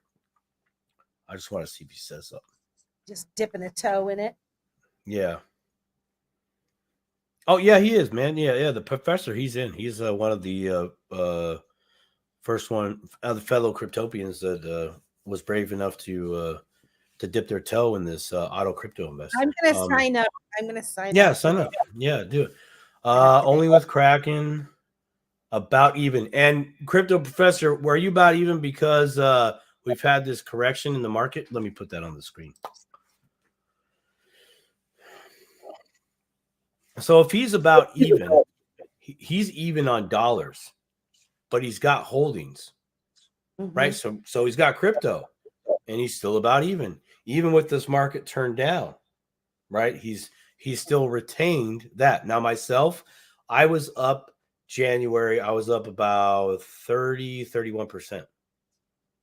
Wow. I'm now price wise, I'm down more because prices have right. But dude, I got these cryptos in there. They're as soon as we see price action, not as soon. When we see price action back up in the positive direction during this bull run, and then we get some stability just for a little bit, the bot's going to execute on those sells. Definitely because of correction, but also because of limited pairs. Yeah. So what he's talking about there is the reason why he's even is 1, price action has dropped. 2, he only has a small selection of coins. So the optimal exchange that the bot is coded with, it would be Coinbase.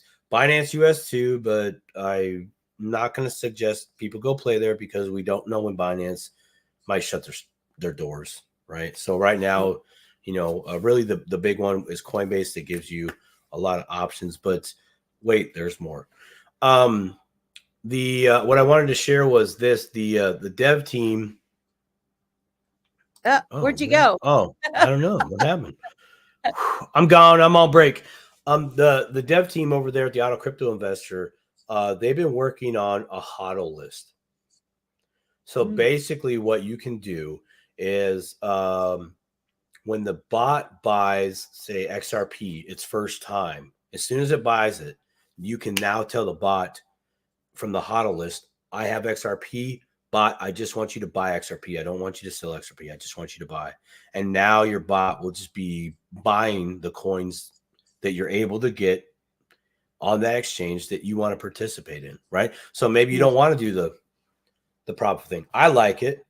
I mean, it has its advantages, for overtime. For overtime, this is a slow and steady wins the race. Like this is something that is a set it and forget it type of thing where you put that money in, you let the bot work and do its magic, and over time, you're gonna be pleased. I'm pleased with it. I really am. And I'm gonna keep doing it. If I was outside the I know U.S., for sure you would the not. exchanges would be awesome. Was that? I know. I know for certain that you would not be participating in anything that that you didn't feel strongly about or think was an asset to somebody, particularly new people coming in. Yeah, and Uh, I've helped quite a few new people that have just kind of bought and they're holding. They have cold storage. They themselves are taking the step of, you know what, this sounds like something that they could do, where they have the interest in being a part of trading, but mhm, having something else do it for them, and then yeah, learning as they go. Why did the bot make that trade? right. I know that's why you haven't signed up yet. Um, you know, Can that's you one of can the you cool things I like is helping out these other people that are new, that have been in a couple years, and they're like, oh, this is actually a good opportunity. Everybody that I've come across, seasoned people that have been in the crypto space longer than I have, you know, that I talked to today, that they had a lot of good questions, a lot, which is great. I like kind of getting grilled. yeah. Um, um, but You they got were, oh, you know, they were grilling me about it, and we were talking all about different strategies. And really what it came down to was is like, you know, hey, this bot literally is meant for the little people. It wasn't created for the big people, right? But it was created for the little people. However, big people, when I say big people, I mean big money. Okay, you want to throw 10,000 at this thing, 5,000 at this thing, even $1,000. It might not. Some people, $1,000, that's a lot of money. I'm not going to say it's not, because it is, man. That's a car payment nowadays, and that's way too much for yeah. your car, by the way. Um, it is, but you know, it's life. It literally is life changing. Like, I actually sleep better at night. When I was trading, you know, I would always look at the market, always, and I still do by default. I still wake up at 1 in the morning, I look, but I'm not like, oh, what's it doing now? I'm like, what? Oh, it didn't do nothing. We're good. You know, so the bot is great, Simon. Highly recommend it. Thanks, Crypto Professor. February 17th, by the way, we're doing a Zoom. I'll call you So later. so my question is for all the folks listening is, so from what I gather, this bot, which is auto crypto investor, Yeah, I'll put it in the chat here real quick. autocryptoinvestor.com is the name of the website, but is this a beta right now to where people Yeah, can we are get, in beta. I'm in beta. Or I'm in beta. Of course I'm in beta. I'm testing this thing with everybody else that's in beta.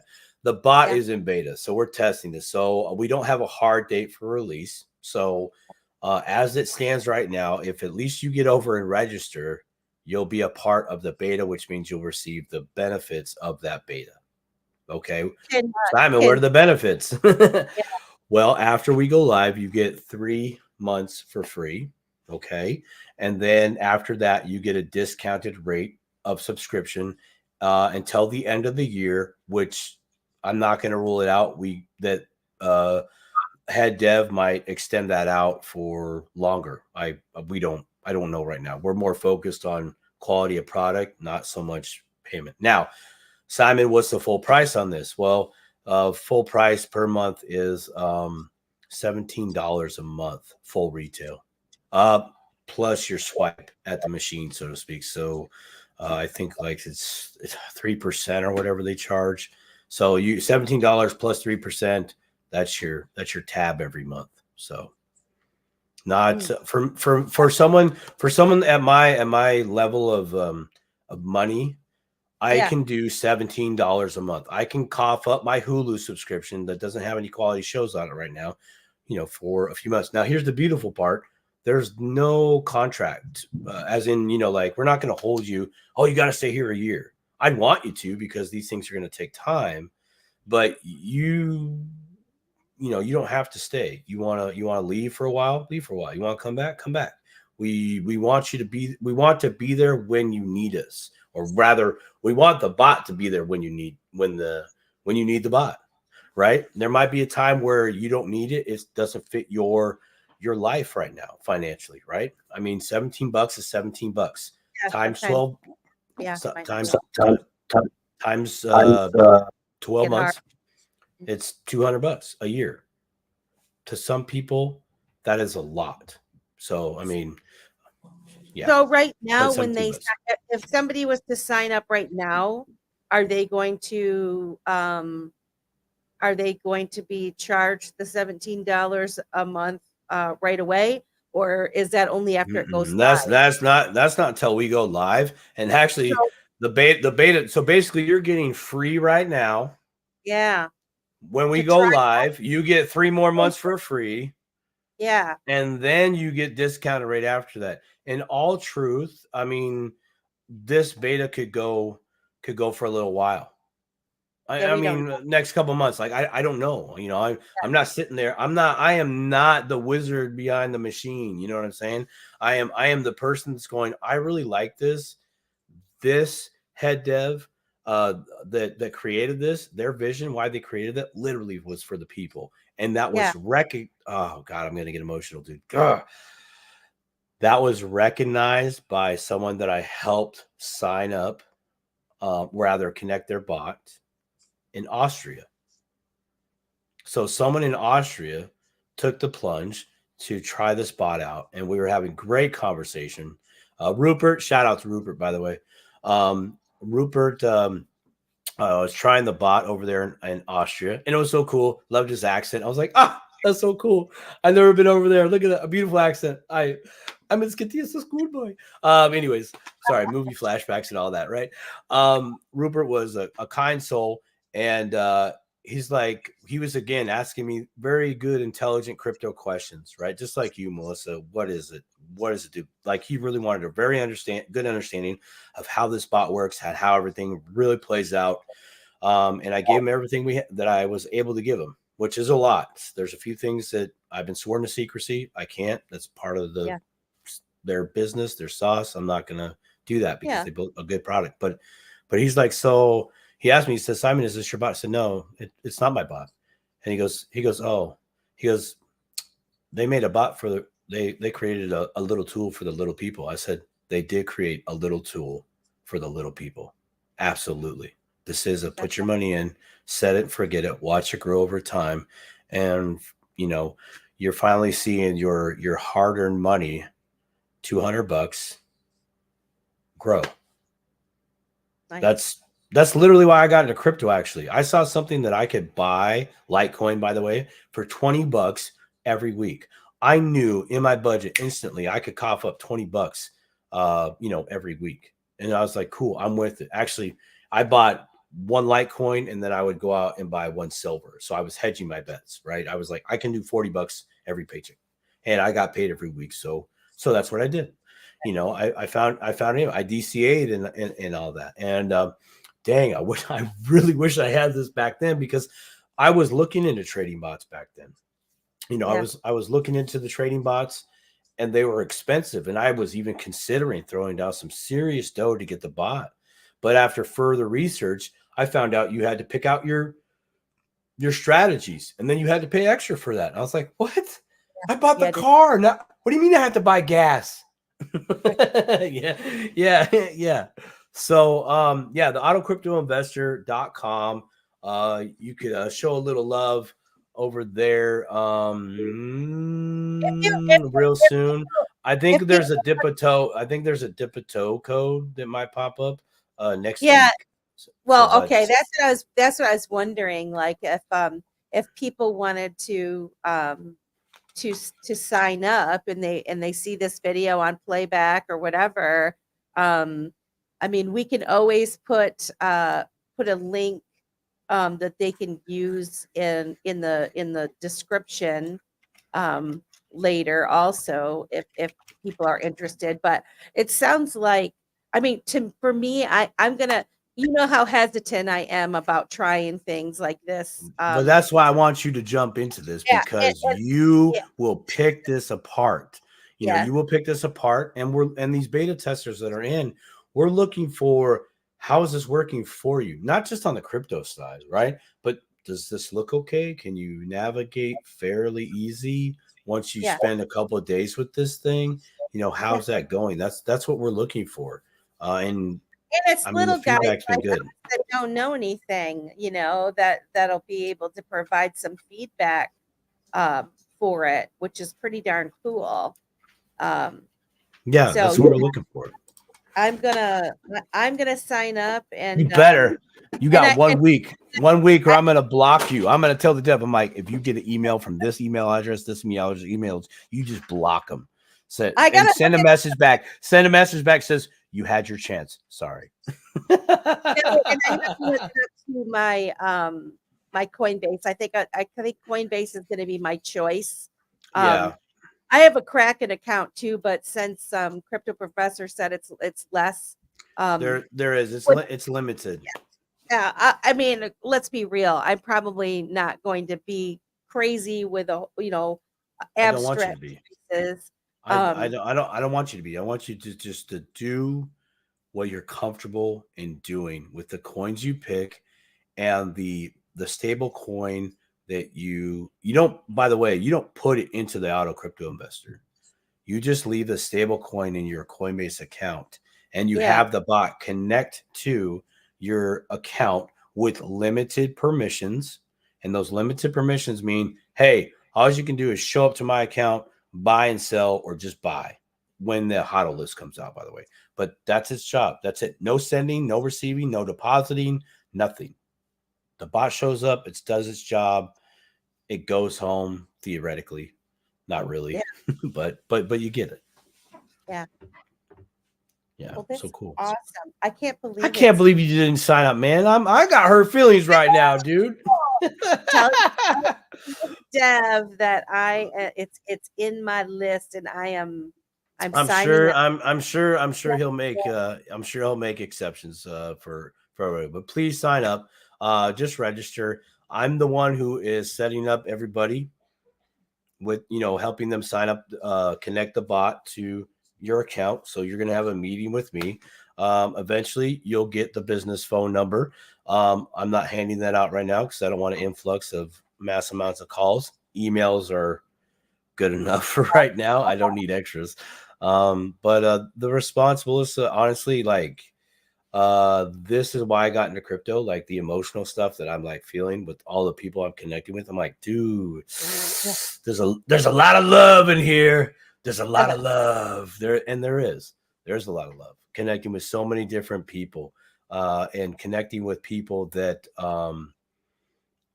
that do not have a lot, but they are very, very passionate about crypto. Hold on. What does that say? About crypto. Do you know any exchanges that are a part of the ISDA? Come on. Explain that to me. ISDA. ISDA.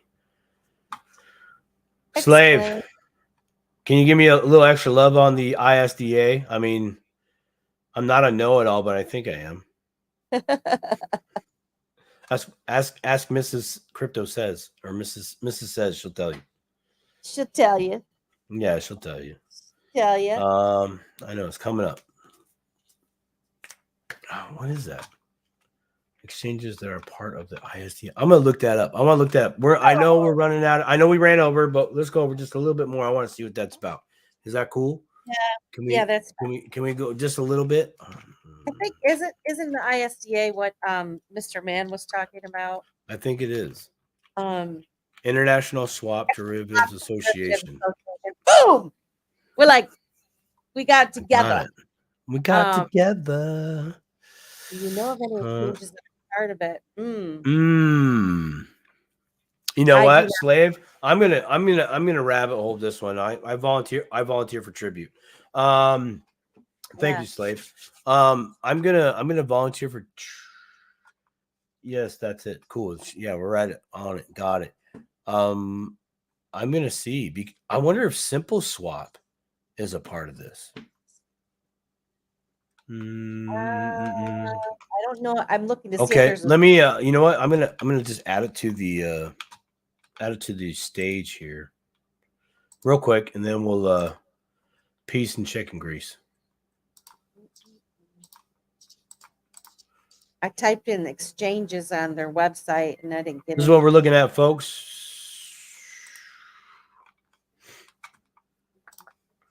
We're looking at the ISDA.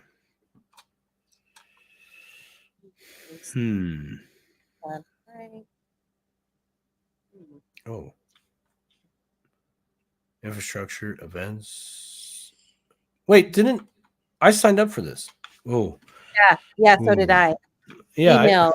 God dang it, dude. Email, Oh. All right, we'll go ahead and remove that. You know, I typed in exchanges and I didn't get anything. So it's probably not the proper way to search this website. So unfortunately, Slave, we'll have to get back to you on that one unless Simon, comes up with no, it. I mean I'm gonna need at least a solid 24 to dig this one down to get some good information. It looks But like it's you a could great become question. Yeah. Member showcase. Let's look. See, I'm already starting to rabbit hole. I'm supposed to go to bed on time. Member showcase. Accounting and tax, legal services. No, get out of here. Documentation, infrastructure, settlements. Oh, haha, exchanges. Can I go there? Take it to me. Take it to me. I want to go now. Yeah, you do it. You do it because I tell you. You said you were see, talking a British accent this whole show. Oh, You didn't all right, next week, folks, we're going to the English accent all night. We'll see if I can make it through. There might be a little bit of slippage between the English accent and the Australian, but my tongue's getting tired right now. It's a little parched. I'm out of fresh tea, and that's not a jab. Tea is bloody good. I am on a tea kick right now, and I absolutely love some masala chai. Oh, it is so posh. All right. All right. Well, I've got hello, governor. Hello, governor. And that's all it takes. Hello. Yeah. As soon as hello, go watch you some Green Street Hooligans. Go watch Green Street Hooligans with what's his name? Charlie, what's his face from Sons of Anarchy and Elijah Wood. It's a good one. You watch that like 10 times in a row, you'll be talking like a Brit, no problem. Right. Anyways, yeah, I'll do that next week. And on that, I'm gonna the home of the LA Lakers is the only exchange that I know. The stadium, crypto.com. Oh, that's what he's talking about. Oh, there it is. Oh, we're going live. Stand by. Add to the stage. Boom. Here it is. Crypto.com. Okay. Let's see if I can find another. Well, there's no Coinbase right there. I was wondering. Let's just explore this. Okay. Oh, Slave, you're gonna keep me up at night. You're gonna keep me up at night. I like it though. Yeah, this is good. I'm just trying to get an overview of this. Now, see, I would like to talk about crypto.com for us folks here in the US. And I'm going to remove this just for a second. Simon, is crypto.com available for the bot? Not in the US because we can't access crypto.com via PC or Mac. However, we can download the app to our phone and use it. But when we do that, we don't have access to the necessary parts on the back end to make the connection for the bot. So frustrating because their API code is very much compatible with ours, right? Might have a different ring-a-dingy, but we can talk. So it's I saw it on the list of exchanges that were compatible with the code as I was doing some of my own research, and I was like, oh yeah, crypto.com. I went to the PC. What do you mean? All my buddies have it on their phone. It's the stupid app. but it's whatever. Hey, look, they got to do what they got to do. You can still play ball at crypto.com. You can buy, sell, send, receive. So that's okay with me. But if we could just get it on the PC, I would be very much happy so I could connect the bot. Now, if that were able to happen, I would do a coming out party on that, because I would literally say, go there versus the other place. Because again, coin selection, not because they do things better in a legal way or this or that, the other, but I do find it interesting, and shout out to XRP Slave for bringing this to our attention, that crypto.com is the only exchange that is literally just flowing through the radar, right? No problems. Everything's all hunky dory, cool beans, right? And now you have never mind. Another show. We're already 8 minutes deep in the green room session we're supposed to be having. Good evening, you guys. Hello, Simon. Can you send me the info for the crypto bot, please? Yeah, let me see are you on my channel? Yeah, you are. Cool. I'm gonna put it in there. 1 second. I'm sending it to you right now for everybody. Is there a way that folks can get a hold of you, or do we want to just? Yes, there is. I can throw that in there as well. You can. I'll post a comment.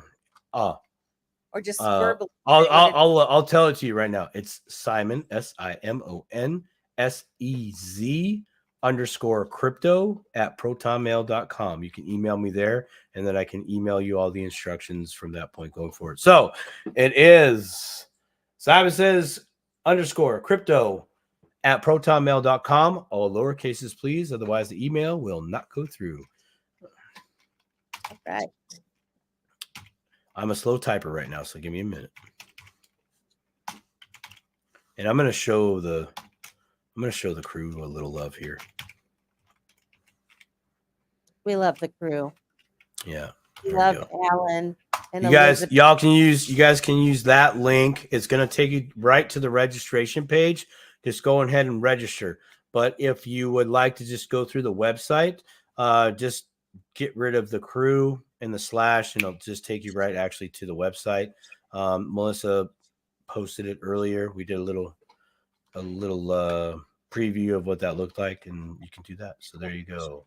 They are the best. When this is over, it might be tomorrow, but we'll post the links in the description box below for those that are watching this in the afterplay.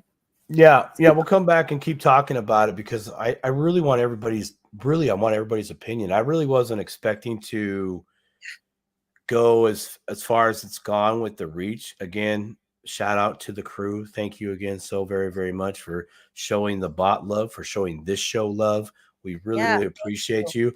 But dude, the crew, they got reach. I mean, there's people from Australia, the UK, South Africa, Austria. Like, I was really like, what? I mean, our brothers and sisters to the north of this great country, Canada. I wasn't shocked there. I was getting some people from there, but I was really surprised. And everywhere else, I'm like, wow, look at you connect with people. Well, I just want to tell everyone, thank you very much for coming to the show, supporting our show. If you haven't subscribed to at Dip a Toe on YouTube, please subscribe. Please do. We're trying to grow that. If you haven't subscribed to Vita Broadcast, so if you're watching this, please like and share and subscribe and do all that stuff, as we're trying to grow our audience as well. And it'd be super fun if folks signed up for the spot, and then maybe they could come back in a show or two and talk about their experience, share their experience and their thoughts on this spot, because it does sound very exciting. So yes, it's interesting nonetheless. It might be it might be a cup of tea, might not. We'll give it a go. But give it a go. Yeah. But in any event, we will see you next week, we hope. And thank you for visiting the Dip a Toe Let's Talk Crypto show. Dip a Toe Let's Talk Crypto. Y'all have a good night.